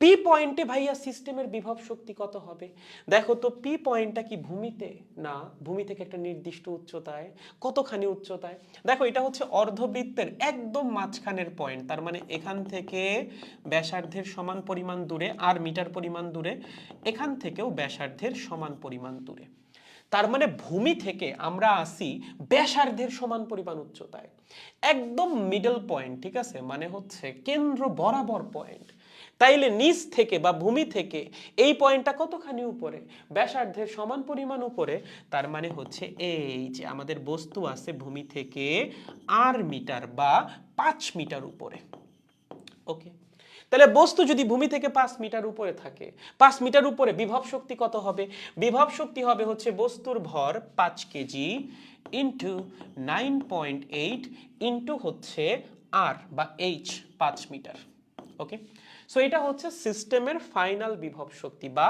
এই পি পয়েন্টের বিভব শক্তি এখন কথা হচ্ছে পি পয়েন্টে গতি শক্তি কত হবে দেখো এই পার্ট তো খুব সহজ শুরুতে সিস্টেমকে x মিটার সংকুচিত করছিলা সিস্টেমে বিভব শক্তি আসছিল শুরুতে কোনো গতি শক্তি ছিল না দেন ধীরে ধীরে বস্তুটা চলে আসছে এই পি পয়েন্টে যখন সে আসছে সে ভূমি থেকে 5 মিটার উপরে উঠছে 5 মিটার উপরে বিভব শক্তি হবে mgh m এর মান 5 g এর মান 9.8 h এর মানও 5 এখন কথা হচ্ছে এই পি পয়েন্টে কি বস্তুর কোনো গতিশক্তি থাকবে? অবশ্যই থাকবে। এবার কি তোমারে বলছে নাকি যে বস্তু থাইমা যাবে? তোমারে কি বলছে যে পি পয়েন্ট পর্যন্ত বস্তু পৌঁছাবে তারপর আর পৌঁছাবে না? না, এরকম কিন্তু কিছু বলে নাই। তোমাকে উল্টা বলা আছে পি পয়েন্টে বস্তুটা বক্রতলের উপর 2mg পরিমাণ বল প্রয়োগ করবে। তাহলে অবশ্যই পি পয়েন্টে বস্তুটা গতিশীল। সো আমাদের দেখা লাগবে পি পয়েন্টে বস্তুর বেগ কত, সেখান থেকে বের করা লাগবে পি পয়েন্টে বস্তুর গতিশক্তি। এখন প্রশ্ন হচ্ছে এরকম কেসে আমরা বস্তুর বেগ কেমনে বের করব? দেখো বোঝার চেষ্টা করো। এখানে আমাদের যে বস্তু আছে সে তলের উপর 2mg পরিমাণ বল প্রয়োগ করছে। 2mg মানে কি? এখানে m হচ্ছে বস্তুর ভর এবং g হচ্ছে অভিকর্ষজ ত্বরণ। মানে বস্তু তার ওজনের ডাবল পরিমাণ বল প্রয়োগ করছে বক্রতলের উপর। যখন বস্তু তলের উপর 2mg পরিমাণ বল প্রয়োগ করবে মানে ক্রিয়া বল দিবে, তল কি বস্তুকে প্রতিক্রিয়া বল দিবে না? অবশ্যই দিবে। বস্তু যদি তলের উপর 2mg পরিমাণ ক্রিয়া বল দেয়, তল বস্তুর উপর সমপরিমাণ প্রতিক্রিয়া বল দিবে। তার মানে তল কর্তৃক বস্তুর উপর দেওয়া প্রতিক্রিয়া বলের মানও হবে 2mg। ঠিক আছে, কারণ ক্রিয়া বল এবং প্রতিক্রিয়া বলের মান হয় সমান, দিক হয় বিপরীত, এগুলো আমরা জানি। এখন ভাইয়া বস্তু গতিশীল কোন পথে? অর্ধবৃত্তাকার পথে, তাই না? এই পথটা কিরকম? অর্ধবৃত্তাকার। অর্ধবৃত্তাকার যদি পথ হয়, এই পথে গতিশীল হওয়ার জন্য একটা বল দরকার। বলো তো কি বল দরকার? কেন্দ্রমুখী বল। কোন বস্তুই কেন্দ্রমুখী বল ছাড়া বৃত্তাকার পথ বা বৃত্তাকার পথের একটা নির্দিষ্ট অংশেও গতিশীল হইতে পারে না। যখন বস্তুর মধ্যে পর্যাপ্ত কেন্দ্রমুখী বল থাকবে তখনই শুধুমাত্র বস্তুর পক্ষে একটা বৃত্তাকার পথে ঘোরা সম্ভব, আদারওয়াইজ না। এখানে বস্তুর কেন্দ্রমুখী বলের যোগান দিতে পারার মতো বল আছে কোনটা? দেখো, কেন্দ্র বরাবর ব্যাসার্ধ বরাবর কেন্দ্রের দিকে লাগবে হচ্ছে কেন্দ্রমুখী বল। তাহলে আমাদের কেন্দ্রমুখী বল লাগবে কোন দিকে? আমাদের কেন্দ্রমুখী বল লাগবে এই দিকে। আমরা জানি কেন্দ্রমুখী বল কোনো নিজস্ব বল না, অন্য কোনো একটা বল কেন্দ্রমুখী বল হিসেবে কাজ করে বা কেন্দ্রমুখী বলের যোগান দেয়। সো আমাদের দেখা লাগবে ব্যাসার্ধ বরাবর কেন্দ্রের দিকে এমন কোন বল আছে যে কিনা কেন্দ্রমুখী বলের যোগান দিতে সক্ষম। ব্যাসার্ধ বরাবর কেন্দ্রের দিকে এখানে একটাই বল আছে, সেটা হচ্ছে 2mg, অন্য কোনো বল নাই। তুমি বলতে পারো ভাইয়া ওজন, ভাইয়া ওজন কোন দিক কাজ করবে? ওজন কাজ করবে উলম্ব বরাবর। দেখো তো এটা ব্যাসার্ধের সাথে কত কোণে আছে? 90 ডিগ্রি কোণে আছে। তাহলে ব্যাসার্ধ বরাবর কেন্দ্রের দিকে ওজনের উপাংশ কত? mg cos 90। তার মানে ওর কেন্দ্রমুখী বলে কোনো ভূমিকা নাই। যদি বস্তুটা এই পয়েন্টে থাকতো, এই পয়েন্টে থাকতো, এই পয়েন্টে থাকতো, তখন ওর কেন্দ্রমুখী বলে ভূমিকা থাকতো, কারণ ব্যাসার্ধ বরাবর কেন্দ্রের দিকে তখন ওজনের একটা উপাংশ থাকতো। বাট এই পয়েন্টে ওজন কাজ করতেছে নিচের দিকে, কেন্দ্রমুখী বল দরকার একদম ডান দিক বরাবর। ডান দিকে ওজনের উপাংশ কত? mg cos 90 ভাইয়া। তার মানে এই পয়েন্টে ওজনের কোনো ভূমিকা নাই কেন্দ্রমুখী বলে। তাহলে কেন্দ্রমুখী বলের যোগান দিতে পারে কে? শুধুমাত্রই উলম্ব প্রতিক্রিয়া বলই পারবে কেন্দ্রমুখী বলের যোগান দিতে বা কেন্দ্রমুখী বল হিসেবে কাজ করতে। তার মানে এই কেসটায় কেন্দ্রমুখী বল কত হবে? 2mg। তার মানে Fc is equals to 2mg। বলো কেন্দ্রমুখী বলের ফর্মুলা কি ছিল? কেন্দ্রমুখী বলের ফর্মুলা ছিল mv²/r, তাই না? এইটা ছিল হচ্ছে কেন্দ্রমুখী বলের ফর্মুলা। এটার যোগান দিচ্ছে কে? 2mg। ওকে, m কাইটা দাও, তাহলে v এর মান হবে √2gr। এইটাই পি পয়েন্টে বস্তুর বেগ। তার মানে পি পয়েন্টে যখন বস্তু থাকবে তার ভেলোসিটি হওয়া লাগবে √2gr, আদারওয়াইজ বস্তুর পক্ষে 2mg পরিমাণ বল তলের উপর দেওয়াই সম্ভব না। তলের উপর সে 2mg পরিমাণ বল তখনই দিতে পারবে যখন তার ভেলোসিটি হবে পি পয়েন্টে √2gr। ওকে, তার মানে পি পয়েন্টে বস্তুর বেগ হচ্ছে √2gr। তাহলে পি পয়েন্টে কি বস্তুর গতিশক্তি আছে না? অবশ্যই আছে। তাহলে সিস্টেমের ফাইনাল গতিশক্তি কত?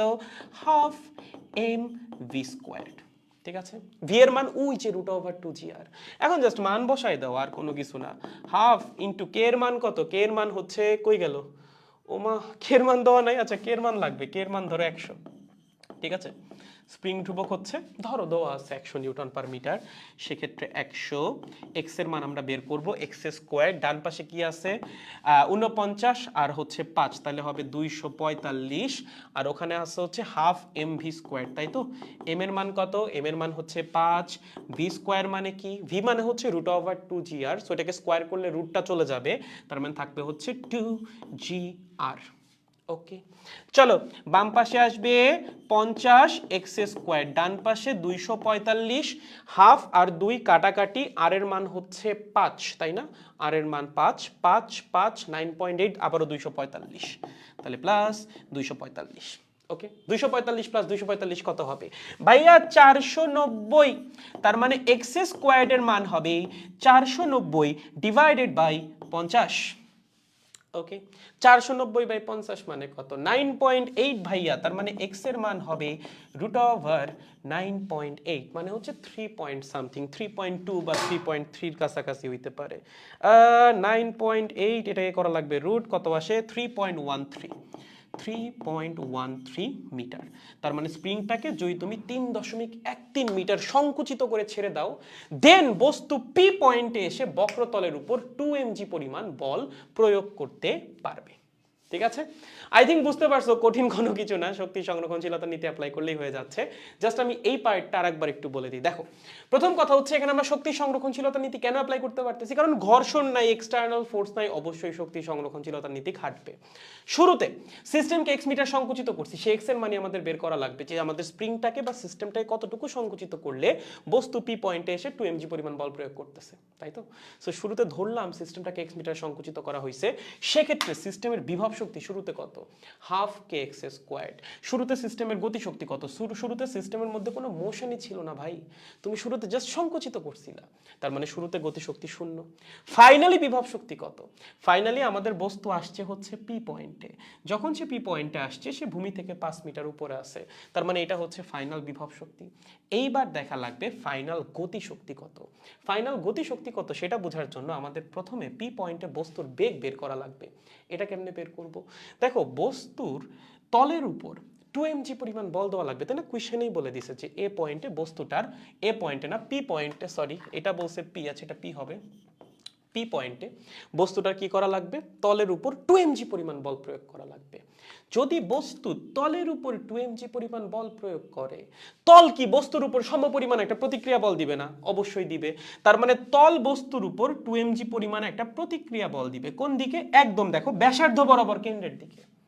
ওকে, এখন বস্তু তো ঘুরতেছে একটা বক্রতলে, বৃত্তাকার পথে বা অর্ধবৃত্তাকার পথে। অর্ধবৃত্তাকার পথে ঘোরার জন্য কি দরকার? কেন্দ্রমুখী বল দরকার। কেন্দ্রমুখী বল কি কোনো নিজস্ব বল? না, অন্য কোনো একটা বল কেন্দ্রমুখী বল হিসেবে কাজ করে বা কেন্দ্রমুখী বলের যোগান দেয়। সো আমাদের দেখা লাগবে এখানে কেন্দ্রমুখী বল হিসেবে কাজ করতে পারবে কে, বা কেন্দ্রমুখী বলের যোগান দিতে পারবে কে? দেখো তো ব্যাসার্ধ বরাবর কেন্দ্রের দিকে কয়টা ফোর্স আছে এখানে? একটাই ফোর্স, সেটা হচ্ছে 2 mg। আর একটা ফোর্স আছে এমজি, বাট সেটা তো উলম্ব বরাবর, এবং এই এমজির তো এই বরাবর কোনো উপাংশ থাকবে না। তার মানে ব্যাসার্ধ বরাবর কেন্দ্রের দিকে ফোর্স আছে একটাই 2 mg, এবং ওই কি করবে? বস্তুকে কেন্দ্রমুখী বলের যোগান দিবে। তার মানে কেন্দ্রমুখী বল হবে 2 mg সমান, কেন্দ্রমুখী বল মানে কি? mv²/r। এখান থেকে v এর মান বের করব, এই ভিটা কি? এই পি পয়েন্টে বস্তুর ভেলোসিটি। সো বেগ পেয়ে গেছো, গতিশক্তি কত হবে? হাফ mv², বসাই দিছো, x এর মান বের করছো, ম্যাথ সলভড। দেখো বুঝছো কিনা? সহজ। ম্যাথ ছোট, বেসিক স্ট্রং থাকলে, অবশ্যই বেসিক স্ট্রং থাকা লাগবে, ঠিক আছে? ম্যাথ কঠিন না, তোমার বেসিকটাও লাগবে স্ট্রং। যদি বেসিক ক্লিয়ার থাকে এইসব ম্যাথ কোনো ব্যাপার না। পারবো? শিওর? বুঝা গেছি? ওকে, নেক্সট আসো। মাই গড ভাইয়া, এইবার কি হইছে? এবার ভাইয়া ঘর্ষণ চলে আসছে, ঠিক আছে? দেখো কোয়েশ্চেনে কি বলছে। কোয়েশ্চেনে বলছে স্প্রিংটাকে আমরা 5 মিটারে ছেড়ে দিছি। ওই সেম সিস্টেম, 50 গ্রাম ভরের একটা বস্তু আছে আমাদের কাছে, সেইটা স্প্রিং এর সাথে লাগানো। আমরা যেটা করছি, এই স্প্রিংটাকে কতখানি 5 মিটার সংকুচিত কইরা ছেড়ে দিছি। ছেড়ে দিলে কি হবে? স্প্রিং এ সঞ্চিত বিভব শক্তি আসবে বস্তুর গতিশক্তিতে। এখন বস্তু কি করছে? এই গতিশক্তি ব্যবহার করে এই অর্ধবৃত্তাকার পথ ঘোরার চেষ্টা করতেছে। বাট মজার ব্যাপার হচ্ছে এবার অর্ধবৃত্তাকার পথের মধ্যেও ঘর্ষণ বল আছে, ঠিক আছে? বাট দেখো সমতলে কোনো ঘর্ষণ নাই, হ্যাঁ, সমতলের মধ্যে কোনো ঘর্ষণ নাই, বাট অর্ধবৃত্তাকার পথের মধ্যে আছে ঘর্ষণ বল। এবং তোমাকে বলেছে অর্ধবৃত্তাকার রাস্তার ব্যাসার্ধ 5 মিটার যদি হয়, তাহলে এ পয়েন্টে বস্তুর বেগ কত? তার মানে আমাদের বস্তু গতিশীল হয়ে এই অর্ধবৃত্তাকার পথ অতিক্রম করে এ পয়েন্টে এসে পৌঁছাবে। আমাদের দেখা লাগবে এ পয়েন্টে আসার পর বস্তুর ভেলোসিটি কত হয়। ওকে, গুড। এখন প্রথম কথা, ভাইয়া এখানে কি তুমি শক্তি সংরক্ষণশীলতার নীতি অ্যাপ্লাই করতে পারবা? না ভাইয়া, কেন পারবা না? কারণ সিস্টেমে ঘর্ষণ আছে, অসংরক্ষণশীল বল আছে। অসংরক্ষণশীল বল থাকলে কিন্তু শক্তি সংরক্ষণশীল হয় না, এর জন্যই তো নাম অসংরক্ষণশীল বল, তাই না? তখন ফর্মুলা কি হবে? ফর্মুলা হবে ভাইয়া এক্সটার্নাল ফোর্স দ্বারা কৃত কাজ প্লাস ঘর্ষণ বল দ্বারা কৃত কাজ ইজ ইকুয়ালস টু সিস্টেমের যান্ত্রিক শক্তির পরিবর্তন। সিস্টেমের যান্ত্রিক শক্তির পরিবর্তন মানে কি? সিস্টেমের ফাইনাল যান্ত্রিক শক্তি মাইনাস সিস্টেমের ইনিশিয়াল যান্ত্রিক শক্তি, তার মানে UF plus EKF minus UI plus EKI. ঠিক আছে, এইটা হচ্ছে সিস্টেমের যান্ত্রিক শক্তির পরিবর্তন। কার সমান হবে? এক্সটার্নাল ফোর্স এবং ঘর্ষণ বল দ্বারা কৃত কাজের সমান হবে। Okay good. প্রথম কথা ভাইয়া, এখানে কোনো এক্সটার্নাল ফোর্স আছে? দ্য অ্যান্সার ইজ নো, কোনো এক্সটার্নাল ফোর্স নাই। আমরা তো এক্সট্রা কোনো বল দেই নাই, তাই না? তাহলে এক্সটার্নাল ফোর্স দ্বারা কৃত কাজ কত হবে? 0। ভাইয়া এখানে কি ঘর্ষণ বল আছে? না ভাইয়া, ঘর্ষণ বল তো নাই, সমতলে নাই, কিন্তু এই অর্ধবৃত্তাকার পথে তো আছে। তার মানে সমতলে এখানে ঘর্ষণ বল দ্বারা কৃত কাজ হবে না, কিন্তু এই অর্ধবৃত্তাকার পথে এখানে তো ঘর্ষণ আছে। বস্তু যখন এই পথটাকে অতিক্রম করতে যাবে তার ঘর্ষণ বল ফেস করা লাগবে না? লাগবে। ঘর্ষণ বল যখন সে ফেস করবে তার এনার্জি লস হবে না? অবশ্যই হবে। তার মানে এখানে ঘর্ষণ বল দ্বারা একটা কৃত কাজ তো হবেই, সেইটা বের করা লাগবে। তাহলে আমাদের ঘর্ষণ বল দ্বারা কৃত কাজ এখানে থাকবে এবং সেটার মান কত হবে? দেখো এবার ঘর্ষণ বলের মান তোমাকে দিয়েই দিছে, তোমার জাস্ট লাগবে ঘর্ষণ বল বস্তু কতটা রাস্তা জুড়ে ফেস করছে সেইটার মান বের করা। ম্যাক্সিমাম স্টুডেন্ট যে ভুলটা করে সেটা হচ্ছে এখানে তারা এস এর মান নেয় হচ্ছে 10 মিটার। ভাইয়া এস এর মান 10 মিটার বলতে, দেখো আমরা কাজের যে ফর্মুলা সেখানে কি পড়ছি? কাজের ফর্মুলায় আমরা পড়ছিলাম হচ্ছে কৃত কাজ is equals two F S cos theta. সেখানে এসটা কি ছিল? এস ছিল হচ্ছে বস্তুর সরণ, তাই না? এখন এই অর্ধবৃত্তাকার পথে যখন বস্তু এই পয়েন্ট থেকে ঘুরে ঘুরে এই পয়েন্টে যাবে, তার সরণ কতটুকু? তার সরণ হচ্ছে ব্যাসের সমান। খেয়াল করো সরণ কতটুকু, এটা না সরণ, যখন এই পয়েন্ট থেকে সেই পয়েন্টে গেছে, ঠিক আছে, সে এই রাস্তা দিয়ে গেছে, তার সরণ কতটুকু? তার সরণ হচ্ছে এই পয়েন্ট এবং এই পয়েন্টের সরল রৈখিক দূরত্ব। তার মানে সহজ কথাই অর্ধবৃত্তাকার পথের ব্যাসের সমান। এবং সেই ব্যাসের মান কত? সেই ব্যাসের মান হচ্ছে 10 মিটার, কারণ বলা আছে ব্যাসার্ধ 5 মিটার। তাইলে ভাইয়া এখানে কি সরণ আমি 10 মিটার বসাবো? না। আমরা যে formula শিখছিলাম W is equals to Fs cos theta, এটা কার জন্য ছিল? এটা ছিল সংরক্ষণশীল বলের জন্য। বল যদি অসংরক্ষণশীল হয় তখন তো এস সরণ হবে না। তোমাদের সংরক্ষণশীল বল এবং অসংরক্ষণশীল বলের উপর একটা ক্লাসই নিছিলাম, সেই ক্লাসটা যারা করছো আই হোপ তোমাদের মনে আছে। আমাদের অসংরক্ষণশীল বল দ্বারা কৃত কাজের ক্ষেত্রে সরণের জায়গায় কি বসানো লাগে? অতিক্রান্ত দূরত্ব। অসংরক্ষণশীল বলে কিন্তু সরণ বসে না, অতিক্রান্ত দূরত্ব বসে। সো আমাদের বস্তু যখনই অর্ধবৃত্তাকার পথ ঘুরতেছে তার অতিক্রান্ত দূরত্ব কি 10 মিটার নাকি?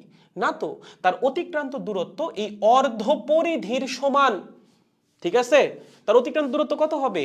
যদি পুরা বৃত্তাকার পথ হইতো তাহলে অতিক্রান্ত দূরত্ব হইতো পরিধির সমান, কিন্তু সে তো গেছে অর্ধেক বৃত্ত, তাইলে অতিক্রান্ত দূরত্ব কি হবে?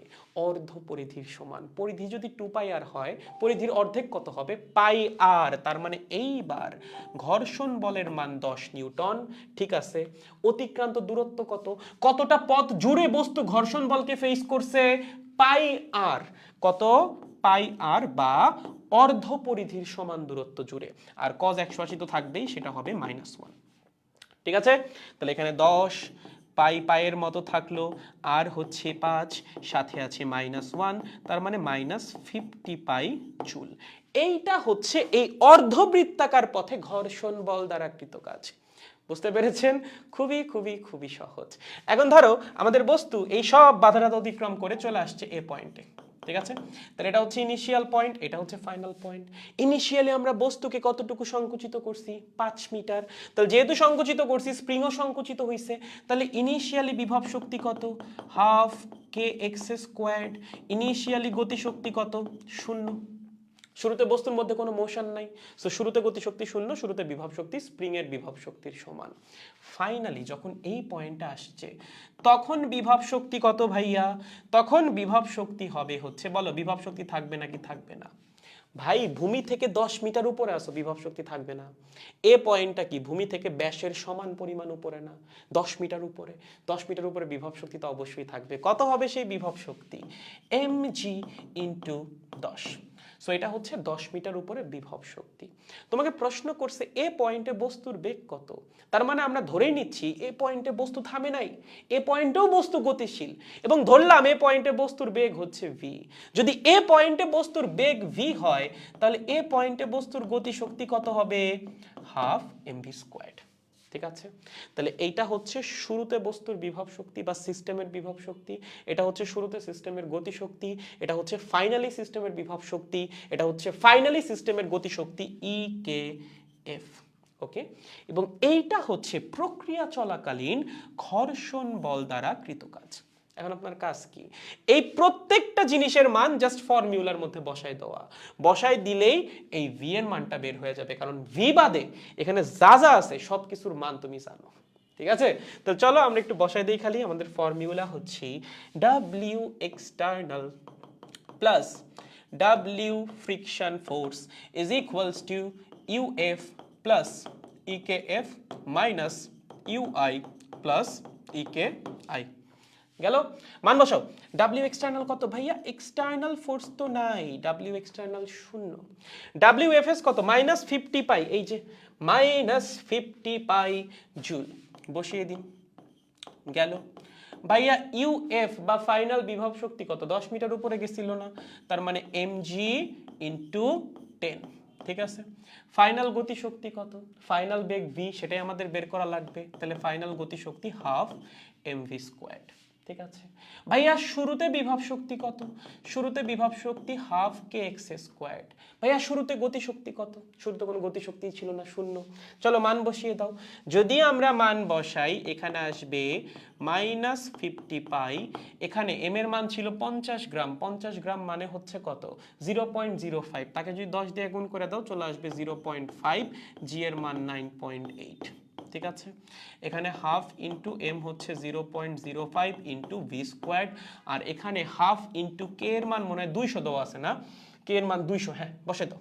কে এর মান হচ্ছে 200, আর স্প্রিংকে সংকুচিত করছিলাম কতটুকু? 5 মিটার, তাহলে 5 কে যদি স্কোয়ার করি এখানে আসবে 25। ঠিক আছে, দেখো সব মান তুমি জানো, তোমার কি লাগবে? তোমার লাগবে ভি এর মানটা। সো এই জিনিস বাদে বাকি সব কিছুকে এই পাশে পাঠাই দাও, তাইলে হয়ে যাবে হচ্ছে এই পাশে কত আসবে? 100 ইন্টু 25 মানে হচ্ছে 2500 minus 50 pi minus 4.9 is equals to half into 0.05 into V square. ঠিক আছে, চলো এখানে যদি আমরা ক্যালকুলেট করি, 50 ইন্টু পাই, 150 একটু বড় হবে আর কি, কত হবে? 157। এটাকে মাইনাস করতে হবে 2500 থেকে, মাইনাস হচ্ছে 4.9, গুণ হবে 2 দিয়ে, ভাগ হবে 0.05 দিয়ে, এটাই করা লাগবে রুট, ভি এর মান আসবে 305.82। ও মাই গড, এত বেশি! 305.82 মিটার পার সেকেন্ড। তার মানে সিস্টেম বা বস্তু যখন ফাইনালি এই এ পয়েন্টে গিয়ে পৌঁছাবে, তখন তার বেগ হবে 305.82 মিটার পার সেকেন্ড। ওকে, সো ম্যাথটা আরেকবার একটু বুঝাই দিই। দেখো এখানে প্রথমত শক্তি সংরক্ষণশীলতা নীতি অ্যাপ্লাই করা যাবে না। কেন করা যাবে না? কারণ হচ্ছে ঘর্ষণ আছে। তাহলে আমরা কোনটা অ্যাপ্লাই করব? প্রথম যে ফান্ডামেন্টাল ফর্মুলা বা জেনারেল ফর্মুলা, সেটা। সেই ফর্মুলার মধ্যে যা যা আছে প্রত্যেকের মান আমরা বের করব, মান বের করে ফর্মুলায় বসাই দিব, তাহলে আমাদের কাঙ্ক্ষিত অজানা ভ্যালুর মান বের হয়ে যাবে। তাহলে দেখো ফর্মুলায় প্রথমে কি আছে? এক্সটার্নাল ফোর্স দ্বারা কৃত কাজ। কত আসবে? শূন্য, কারণ এক্সটার্নাল ফোর্সই নাই। সেকেন্ডে কি আছে? ঘর্ষণ বল দ্বারা কৃত কাজ। এটা কত আসবে? দেখো সমতলে কোনো ঘর্ষণ নাই, তার মানে এইটুকু পর্যন্ত ঘর্ষণ বল দ্বারা কোনো কাজ হবে না, কাজটা হবে অর্ধবৃত্তাকার পথে, কারণ ঘর্ষণটা আসে হচ্ছে অর্ধবৃত্তাকার পথে। সো দেখো তো অর্ধবৃত্তাকার পথে ঘর্ষণ বল দ্বারা কৃত কাজ কত? ঘর্ষণ বলের মান দেওয়া আছে, কতটা দূরত্ব বস্তুর অতিক্রম করা লাগছে অর্ধবৃত্তাকার পথে, অর্ধপরিধির সমান মানে পাই আর পরিমাণ দূরত্ব, আর কজ 180 তো থাকবেই, কারণ প্রত্যেকটা পয়েন্টে সরণ এবং ঘর্ষণ বল পরস্পর এগেইনস্টে বা বিপরীতে কাজ করবে, 180 ডিগ্রি কোণে কাজ করবে, এর জন্য থিটার মান 180। ঠিক আছে, গুড। সো এখান থেকে আমরা যেটা করছি ঘর্ষণ বল দ্বারা কৃত কাজ বের করে ফেলছি। দেন আমাদের দরকার হচ্ছে শুরুর মেকানিক্যাল এনার্জি এবং ফাইনাল মেকানিক্যাল এনার্জি, মানে শুরুতে বিভব শক্তি গতিশক্তি এবং ফাইনালি বিভব শক্তি গতিশক্তি।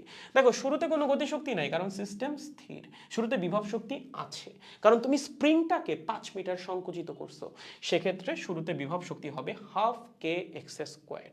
ওকে, ফাইনালি আমাদের বস্তু এখান থেকে ঘুরে টুরে এ পয়েন্টে আসছে। যখন সে এ পয়েন্টে আসছে তার মধ্যে অভিকর্ষজ বিভব শক্তি চলে আসবে। কেন? কারণ সে ভূমি থেকে 10 মিটার উপরে উঠছে। যেহেতু ভূমি থেকে 10 মিটার উপরে উঠছে তার মধ্যে সঞ্চিত অভিকর্ষজ বিভব শক্তি হবে mg ইন্টু 10। ওকে ভাইয়া, গতিশক্তি থাকবে এ পয়েন্টে? থাকবে, কারণ তোমাকে তো বেরি করতে বসে এ পয়েন্টে বস্তুর বেগ, তার মানে এ পয়েন্টে যে বস্তু থামে নাই সে এখনো গতিশীল। যদি এ পয়েন্টে বস্তুর বেগ v হয় তাহলে এ পয়েন্টে বস্তুর গতিশক্তি বা ফাইনাল গতিশক্তি হবে হাফ mv স্কোয়ার্ড। সো এই মানগুলো আমরা জাস্ট ইকুয়েশনে বসাই দিছি, বসে সলভ করছি, আমাদের বেগের মান চলে আসছে 305.82 মিটার পার সেকেন্ড, এবং এইটাই হবে এ পয়েন্টে বস্তুর ফাইনাল ভেলোসিটি। ঠিক আছে, এটাই আমাদের অ্যান্সার। দেখেন, বুঝা যাওয়ার কথা বুঝছি, অর্ধবৃত্তাকার পথ অতিক্রম করার সময় বস্তু তো ভূমি থেকে উপর উঠে, তাহলে ওখানে অভিকর্ষ বল নিচের দিকে টানছে না, ওই বল কাউন্ট করা হবে না কেন দাদা? যে দেখছো লাস্ট ক্লাসটা সে করো নাই, দেখো অভিকর্ষজ বল কি বল? অভিকর্ষজ বল হচ্ছে সংরক্ষণশীল বল, এবং সংরক্ষণশীল বল দ্বারা কৃত কাজ কিসের মধ্যে কাউন্ট হয়? বিভব শক্তির মধ্যে কাউন্ট হয়। এই পাশে যা বসবে সব হচ্ছে অসংরক্ষণশীল বল, এক্সটার্নাল বল, সিউডো ফোর্স, এগুলা। সংরক্ষণশীল বল দ্বারা যে কোনো রকম কৃত কাজ কাউন্ট হবে কোথায়? কাউন্ট হবে বিভব শক্তির মধ্যে। তাহলে ভাইয়া কাজ শক্তি উপপাদ্যের মধ্যে যে আপনি সংরক্ষণশীল বল দ্বারা কৃত কাজ কাউন্ট করছিলেন, কাজ শক্তি উপপাদ্যের মধ্যে কি বিভব শক্তি ছিল? না, কাজ শক্তি উপপাদ্যে কিন্তু ডান পাশে ছিল শুধুমাত্র গতিশক্তি। তুমি বিভব শক্তিগুলোকে এই পাশে নিয়ে আসো, তাইলেই সংরক্ষণশীল বল দ্বারা কৃত কাজ যেটা ওটা অটোমেটিক কাউন্ট হয়ে যাবে। লাস্ট ক্লাসটা দেখো, হ্যাঁ, এই সূত্রের যে প্রমাণটা আছে, প্রমাণটা দেখানো হয়েছিল, ওই প্রমাণের মধ্যেই এই জিনিসটা বলা ছিল যে সংরক্ষণশীল বল দ্বারা কৃত কাজ কেন বাম পাশে কাউন্ট হচ্ছে না, কারণ ওই কৃত কাজটা বিভব শক্তির মধ্যে ইনক্লুড হয়ে যাচ্ছে। ঠিক আছে, ওকে, বুঝতে পারার কথা। দাদা 2-1 দিনের ভিতরে একটু জুমে বসেন। হ্যাঁ হ্যাঁ হ্যাঁ দাদা, আপনার আজকের কৃত কাজ কত? সারাদিন টেবিলে বসে বসে ল্যাপটপ এমনি করছি, সো কৃত কাজ শুড বি 0। বুঝতে পারছি, ক্লিয়ার। নেক্সট ম্যাথ, চলো নেক্সট আসো। কি বলছে? খুবই সুন্দর একটা ম্যাথ, আসো আসো আসো, এই ম্যাথটা সুন্দর। কি বলছে এই ম্যাথে? আমাদের কাছে দুইটা যানবাহন আছে, একটা হচ্ছে গাড়ি, একটা হচ্ছে বাস। ওকে, বাসের পিছনে আবার একটা স্প্রিং লাগানো আছে। ঠিক আছে, তোমাকে বলছে গাড়ির ভর হচ্ছে 500 কেজি, বাসের ভর হচ্ছে 1000 কেজি। গাড়ির বেগ হচ্ছে 20 মিটার পার সেকেন্ড এবং বাসের বেগ হচ্ছে 5 মিটার পার সেকেন্ড। এখন ধরো এগুলো কোনো মানুষ চালাচ্ছে না, এগুলো এমনিই চলতেছে। ঠিক আছে, যদি এমনিই চলে তাইলে এই গাড়ি যে কি করবে? বাসের পিছনে মারবে ধাক্কা, তাই না? বুঝো, গাড়ির বেগ তো বেশি 20 মিটার পার সেকেন্ড, সে তো একটু পরেই যায় 5 মিটার পার সেকেন্ড বেগ গতিশীল বাসকে মারবে ধাক্কা।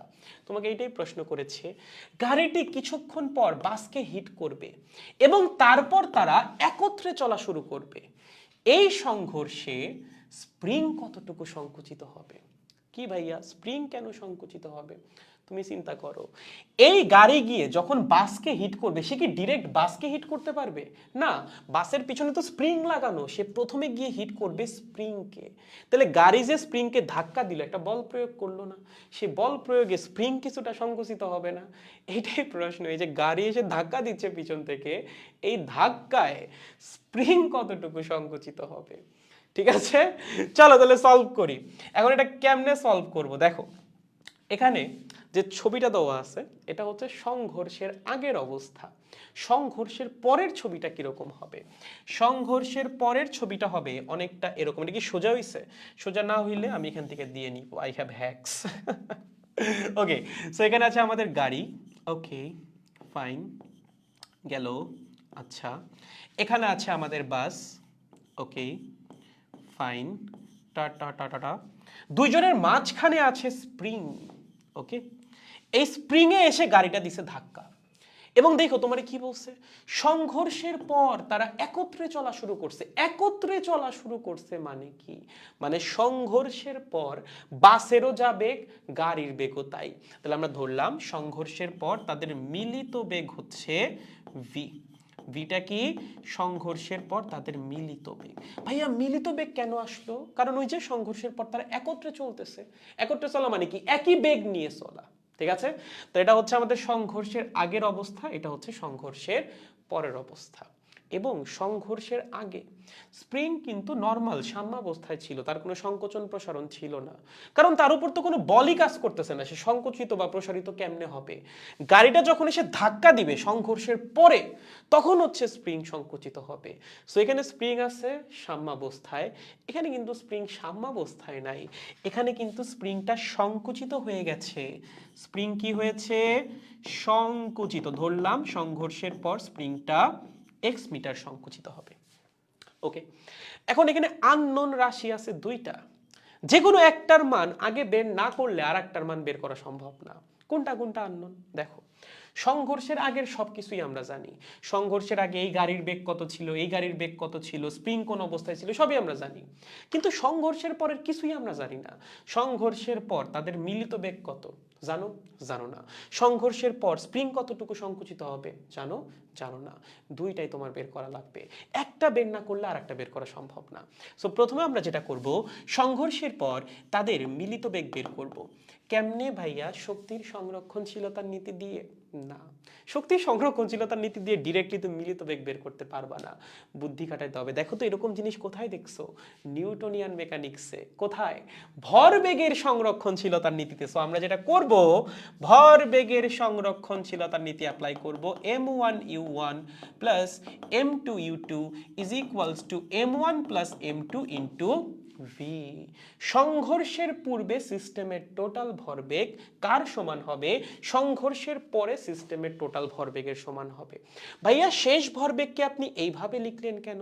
কারণ সংঘর্ষের পর তারা একত্রে চলতেছে, সো অবশ্যই তাদের ভরবেগের ফর্মুলা হবে মিলিত ভরবেগের ফর্মুলা। বুঝছো? গুড। তাহলে চলো আমরা একটু মান বসাই দিই। ধরো এটা হচ্ছে আমাদের প্রথম অবজেক্ট, এটা হচ্ছে আমাদের সেকেন্ড অবজেক্ট। প্রথম গাড়ির ভর কত? 500। সংঘর্ষের পূর্বে প্রথম গাড়ির বেগ কত? 20।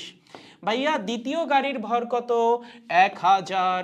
সংঘর্ষের পূর্বে তার বেগ কত? 5। ওকে, আর দুজনের ভরের সমষ্টি হচ্ছে 500 প্লাস 1000, তাদের মিলিত বেগের মানটা আমরা বের করতে চাই। চলো এখানে একটু গুণ টুন করো তো, কত আসে? এখানে আসবে হচ্ছে 10,000, এখানে আসবে হচ্ছে 5000, এখানে আসবে হচ্ছে 1500 ইন্টু ভি, তার মানে ভি এর মান হবে হচ্ছে 10 মিটার পার সেকেন্ড। তাহলে ভাইয়া এখান থেকে আমরা কি পাইলাম?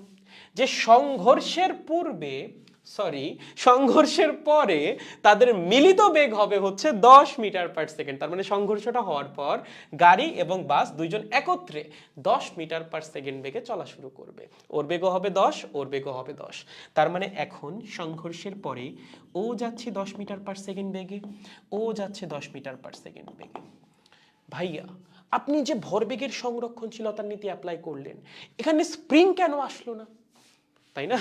সিস্টেমের মধ্যে ভাইয়া স্প্রিংও আছে, আপনি তো এখানে স্প্রিং এর ভর, স্প্রিং এর বেগ কোনো কিছুই লেখেন নাই। মনে করে দেখো তো, আমরা যখন স্প্রিং পড়ছিলাম কি বলছিলাম? একটা আইডিয়াল স্প্রিং এর ভর হয় নগণ্য, মানে অলমোস্ট জিরো। তাহলে ভর যদি অলমোস্ট জিরো হয়, ভরবেগ কত হবে? জিরোই হবে অলমোস্ট। এর জন্য আমরা স্প্রিং এর ভরবেগকে ভরবেগের সংরক্ষণশীলতার নীতিতে কাউন্ট করতেছি না। বুঝছো? কারণ আমরা একটা আইডিয়াল স্প্রিং এর ভরকে নগণ্য ধরে নিই। ওকে, গুড। এইবার ভাইয়া এখানে কি শক্তির সংরক্ষণশীলতার নীতি অ্যাপ্লাই করা যাবে? বেগ তো পেয়ে গেছি, সংঘর্ষের পর বেগ কত হবে সেটা পেয়ে গেছি, এখন দেখা লাগবে স্প্রিং কতটুকু সংকুচিত হবে।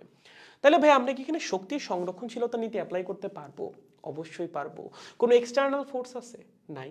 ভাইয়া গাড়িগুলা যে পরস্পরকে বল প্রয়োগ করলো, এই গাড়িগুলা মিলেই তো সিস্টেম, সিস্টেমের একটা অবজেক্ট আর একটা অবজেক্টের উপর বল প্রয়োগ করছে, সেটা তো ইন্টারনাল ফোর্স, এক্সটার্নাল ফোর্স তো না। এদের বাইরে কেউ বল প্রয়োগ করছে না, এরা নিজেরাই পরস্পরকে বল দিচ্ছে। তার মানে এগুলো সবই কি? অভ্যন্তরীণ বল, ইন্টারনাল ফোর্স। বাইরে থেকে তো কেউ বল দেয় নাই, তার মানে এক্সটার্নাল ফোর্স নাই। ঘর্ষণ আছে, ফ্রিকশন আছে? নাই। তার মানে কোনো অসংরক্ষণশীল বলও নাই। যদি এই দুটো না থাকে তাহলে অবশ্যই আমরা শক্তি সংরক্ষণশীলতা নীতি অ্যাপ্লাই করতে পারবো। তার মানে শুরুতে সিস্টেমের টোটাল শক্তি হবে শেষে সিস্টেমের টোটাল শক্তির সমান। চলো লেখো, আসো লেখো লেখো লেখো। শক্তির সংরক্ষণশীলতার নীতি অ্যাপ্লাই করা যাবে, শুরুতে সিস্টেমের টোটাল শক্তি হবে শেষে বা ফাইনালি সিস্টেমের টোটাল শক্তির সমান। দেখো তো শুরুতে কোনো বিভব শক্তি আছে, ও ভূমিতে বিভব শক্তি শূন্য, ও ভূমিতে বিভব শক্তি শূন্য, স্প্রিং আছে সাম্যাবস্থায় বিভব শক্তি শূন্য। সো শুরুতে কিন্তু সিস্টেমে কোনো বিভব শক্তিই নাই। তাহলে শুরুতে বিভব শক্তি কত? শুরুতে পটেনশিয়াল এনার্জি বা বিভব শক্তি শূন্য। ভাইয়া শুরুতে গতিশক্তি কত?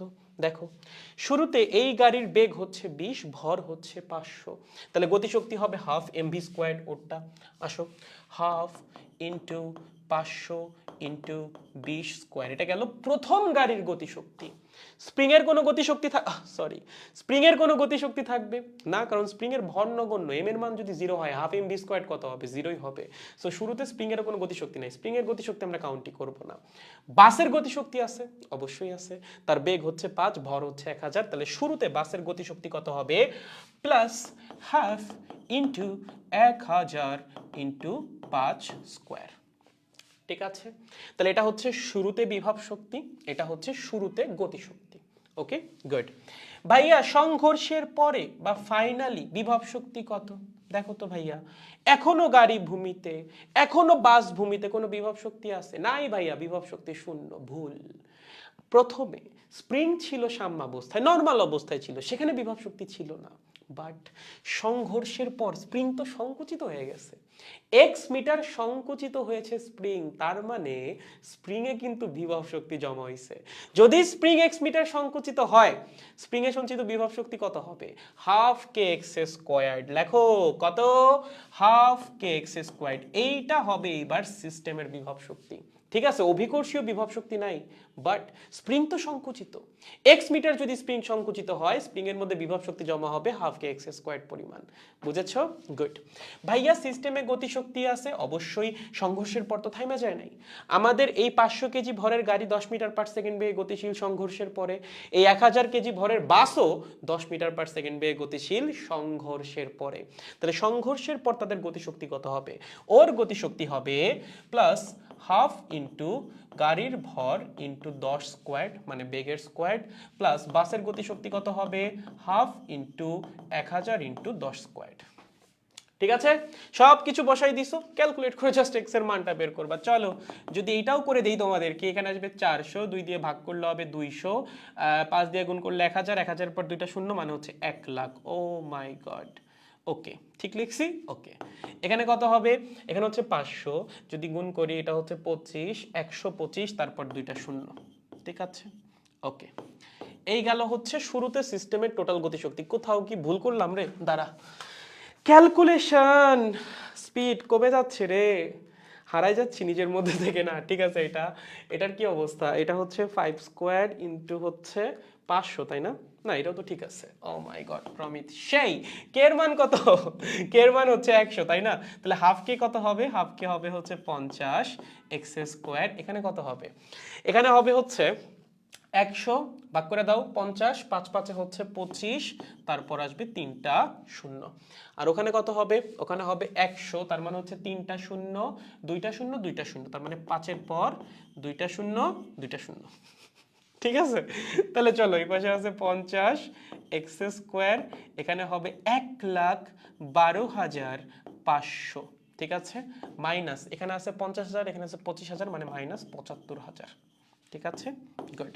সো এখান থেকে আমাদের এক্স স্কোয়ার্ডের মান আসবে, let's calculate, 1,12,500 minus 75,000 divided by 50, এটাই করা লাগবে রুট, তার মানে এখানে আছে 750। ইকুয়াল সাইনটা সুন্দর না হলে ভাল লাগে না। 750, এক্স এর মান হবে এটা রুট ওভার 750 কত? 27.38 মিটার। ও মাই গড, স্প্রিংটা যে কত বড় ছিল একমাত্র উপরওয়ালা জানে। যাই হোক, তার মানে সংঘর্ষের পর স্প্রিং সংকুচিত হবে 27.38 মিটার। লেখাটা সুন্দর হয় না, এটা আরেকবার একটু লিখবো। হ্যাঁ, 27.38 মিটার। ওকে, যখন এদের পরস্পর সংঘর্ষ হবে, সংঘর্ষের কারণে স্প্রিংটা 27.38 মিটার পরিমাণ সংকুচিত হয়ে যাবে। দেখো বুঝছো কিনা? সহজ। তো আমরা যেটা করছি, সংঘর্ষের পর তাদের বেগ কত হবে এটা বের করছি প্রথমে, কারণ বেগ জানা না থাকলে তো আমরা ফাইনাল গতিশক্তি বের করতে পারবো না, তাই না? এর জন্য আমরা ভরবেগের সংরক্ষণশীলতার নীতি দিয়ে প্রথমে সংঘর্ষের পর সিস্টেমের মিলিত বেগটা বের করছি। দেন হচ্ছে শক্তি সংরক্ষণশীলতার নীতি অ্যাপ্লাই করে স্প্রিং এর সংকোচন বের করছি। জাস্ট মাথায় রাখা লাগবে শুরুতে স্প্রিং এর কোনো বিভব শক্তি থাকবে না, কারণ শুরুতে স্প্রিংটা সাম্যাবস্থায় আছে, এবং সংঘর্ষের পরে স্প্রিং একটা বিভব শক্তি আসবে, কারণ সংঘর্ষের পর স্প্রিং এক্স মিটার সংকুচিত হয়ে যাবে। ঠিক আছে? সো দেখো এখান থেকে আমরা এক্স এর মান বের করে ফেলেছি। সহজ, পারবো? স্প্রিং কত বড় এটাই ভাবতেছিলাম। স্প্রিং কত বড় ভাই, ও মাই গড। দাদা আপনার একা একা কথা বলতে কেমন লাগে? সেই লাগে ভাই, ভালো লাগে। মানে কোনো কিছু বোঝানোর সময় তো একা একা কথা বলতেই বেশি ভালো লাগে। ঠিক আছে, ভালোই লাগে। এখন আসলে অভ্যাস হয়ে গেছে, প্রথম প্রথম একটু প্যারা লাগতো, এখন আর খুব বেশি খারাপ লাগে না, ভালোই লাগে। ওকে দেখো, বুঝছি সবার কাছে ক্লিয়ার। ম্যাথ কিন্তু সহজ, হ্যাঁ, মানে জাস্ট কনসেপ্ট ক্লিয়ার থাকা লাগবে। কনসেপ্ট ক্লিয়ার থাকলে এসব ম্যাথ সলভ করা কোনো ব্যাপার না, পারবা আই গেস। ওকে চলো আমি পরের ম্যাথটা একটু দেখাই, পরের ম্যাথটা করিয়ে হচ্ছে বাকি ম্যাথ তোমাদেরকে হোমওয়ার্ক দিয়ে দিব। ওকে ওকে, পর দেখে এটাও হোমওয়ার্ক দিয়ে দিব, এটা একটু চিন্তা করতে পারো, কারণ তো রাত 11টা বেজে গেছে না, তোমরা আবার প্যারা খেয়ে যাবা। এগুলো হোমওয়ার্ক দিয়ে গেছে তোমাদের, হ্যাঁ। Oh my God, আচ্ছা হোমওয়ার্ক দিয়ে দিই, হ্যাঁ। ওকে চলো, এটা হচ্ছে হোমওয়ার্ক 1। পরের দিন হচ্ছে এগুলো সলভ করাবো, সলভ করে আমরা ভরকেন্দ্রের সরণ দ্বারা কৃত কাজের মধ্যে চলে যাব। ওকে আসো, এটা আমাদের হোমওয়ার্ক 1। আমি কিন্তু শনিবারের ক্লাসটা একটু বড় নিতে পারি, ডোন্ট মাইন্ড, কারণ আমাদের হোমওয়ার্কে বেশ কনসেপচুয়াল ম্যাথ চলে যাচ্ছে। সো সেক্ষেত্রে হালকা একটু সময় লেগে যায়, কিচ্ছু করার নাই, কনসেপ্ট না বুঝাইলে তো হচ্ছে না। ওকে কোয়েশ্চেন পড়ো। কোয়েশ্চেন হচ্ছে আমাদের কাছে 30 মিটার উপরে একটা 5 কেজি ভরের বস্তু আছে। ওকে, সেই বস্তুকে আমরা ছেড়ে দিছি এখান থেকে 30 মিটার উপর থেকে, এবং এখান থেকে শুরু হয়েছে একটা অর্ধবৃত্তাকার পথ। ঠিক আছে, এই পথটা কি? এটা একটা অর্ধবৃত্তাকার পথ, এই নিচেরটুকু, হ্যাঁ, এইটুকু না, এইটুকু বাদ। এখান থেকে শুরু হয়েছে কি একটা অর্ধবৃত্তাকার পথ। সো যখন তুমি এখান থেকে 5 কেজি ভরের বস্তুটাকে ছেড়ে দিবা, স্বাভাবিক সে অভিকর্ষের টানে নিচের দিকে নামবে। সো এমনি করে নিচের দিকে নামতেছে, নেমে ওকে এখানে থেমে যাবে না, কারণ যখন ও নিচে নামবে তখন তো গতিশক্তি অর্জন করবে, সেই গতিশক্তির প্রভাবে ও আবার উপর ওঠা শুরু করবে। ওকে, তোমাকে প্রশ্ন করছে যখন বস্তু এই এ পয়েন্টে এসে পৌঁছাবে, বস্তু যখন এ পয়েন্টে গিয়ে পৌঁছাবে তখন বস্তুর ত্বরণ কত? কেয়ারফুল, তোমারে কিন্তু এ পয়েন্টে বস্তুর বেগ বের করতে বলে নাই, তোমারে বলছে এ পয়েন্টে বস্তুর ত্বরণ বের করতে। ঠিক আছে, সো শুভকামনা রইলো, এটা হচ্ছে তোমাদের হোমওয়ার্ক নাম্বার 1। ওকে, এবার হোমওয়ার্ক নাম্বার 2, এটা আসলে তোমরা পারা উচিত।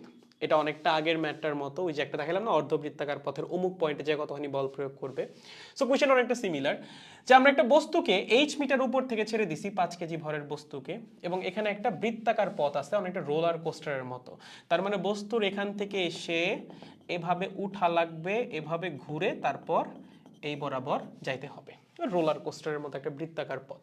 ওকে, তোমার বলছে এইচ এর মান কত হইলে, মানে বস্তুকে কত উপর থেকে ফেললে বস্তুটা কোন রকমে এই বৃত্তাকার পথ অতিক্রম করতে পারবে। ঠিক আছে, এবং সেকেন্ড কোশ্চেন করছে এইচ এর মান কত হইলে বা বস্তুকে কত উচ্চতা থেকে ফেললে এ পয়েন্টে বস্তুটা বক্রতলের উপর এমজি পরিমাণ বল প্রয়োগ করবে। ঠিক আছে, এইচ এর মানটা বের করা লাগবে যে কোন হাইট থেকে ফেললেই ঘটনা ঘটবে। এবং দেখো এখানে কোনো এক্সটার্নাল ফোর্স নাই, কোনো ফ্রিকশন নাই, শক্তি সংরক্ষণশীলতার নীতি পারা উচিত। ওকে, এবং এই অর্ধবৃত্তাকার পথের ব্যাসার্ধ দেওয়া আছে হচ্ছে 5 মিটার। সলভ করে ফেলো, এটা তোমাদের হোমওয়ার্ক নাম্বার 2। শুভকামনা রইল। ঠিক আছে, হোমওয়ার্ক 2। ওকে, এই দুইটাই হোমওয়ার্ক থাকুক। ঠিক আছে, এই দুইটাই তোমাদের হোমওয়ার্ক থাকুক। আই থিঙ্ক এই দুইটাই তোমাদের জন্য এনাফ। বুঝছি ভাইয়া, ঠিক আছে, এটা মানে আগের ম্যাথের জন্য। ওকে গাইস, তাহলে এই দুইটা কনসেপচুয়াল যদি ম্যাথ যদি সলভ করতে পারো, আমার আসলে তোমাদের উপর সেই বিশ্বাসটা চলে আসবে যে না, তোমাদের দিয়ে আসলে হবে। ঠিক আছে, তোমাদের এখন যেই কোয়েশ্চেনই দেওয়া হোক না কেন এখান থেকে তোমরা আসলে সলভ করে আসতে পারবা। সো এই দুইটা কোয়েশ্চেন অবশ্যই সলভ করেন, এবং পরের দিন আমরা ভরকেন্দ্রের সরণ দ্বারা কৃত কাজ শুরু করতেছি নেক্সট ক্লাসে। আচ্ছা, এই ক্লাসটা হালকা একটু কঠিন লাগতে পারে, বাট আমার কাছে মনে হয় না এগুলা, মানে ব্যাপারটা হচ্ছে প্রথম যখন তুমি এগুলো করতে যাবা তখন তো কঠিন লাগাটা অবভিয়াস, তাই না? যদি প্রথমবার করতে যাও, বাট একবার করে ফেলার পরে, একবার বুঝে ফেলার পরে তারপর আসলে আর কঠিন লাগবে না। এরপর থেকে দেখবা জিনিসগুলো তোমার কাছে পরিচিত। এই টাইপের জিনিস যখন তোমার সামনে আসবে তোমার জন্য আসলে সলভ করা কোনো ব্যাপারই হবে না। তোমার কাজ হচ্ছে ঠিকঠাকভাবে পড়ে যাওয়া, ঠিকঠাকভাবে প্র্যাকটিস করা, বাকিটা উপরওয়ালার হাতে। তুমি ঠিকঠাক পরিশ্রম করলে রেজাল্ট অবশ্যই মন মতোই আসবে। ঠিক আছে? তো সবার জন্য শুভকামনা রইলো, সবাই ঠিকঠাক পড়াশোনা করতে থাকেন। নেক্সট ক্লাসে দেখা হচ্ছে। শনিবারের ক্লাসটা হালকা একটু লেন্দি হওয়ার সম্ভাবনা আছে, যেহেতু কয়েকদিন ক্লাসে একটু গ্যাপ গেছে। সো এখন আমার একটু একটানা পড়িয়ে তোমাদেরকে আগায় নিয়ে যাওয়ার চেষ্টা করা লাগবে। সো আমাকে একটু পড়াইতে দেন। I will try to complete the chapter as soon as possible. Hopefully next উইকে আমরা চ্যাপ্টার কমপ্লিট করে ফেলবো। ঠিক আছে? তারপর আমরা নতুন চ্যাপ্টার 6 শুরু করে দিব। তাহলে গাইস দেখা হচ্ছে নেক্সট ক্লাসে। টিল দেন সবাই ভালো থাকেন, সুস্থ থাকেন, পড়তে থাকেন। হোমওয়ার্ক দিয়ে গেলাম 2টা, সেই 2টা অবশ্যই বাসায় ট্রাই করেন। Good bye.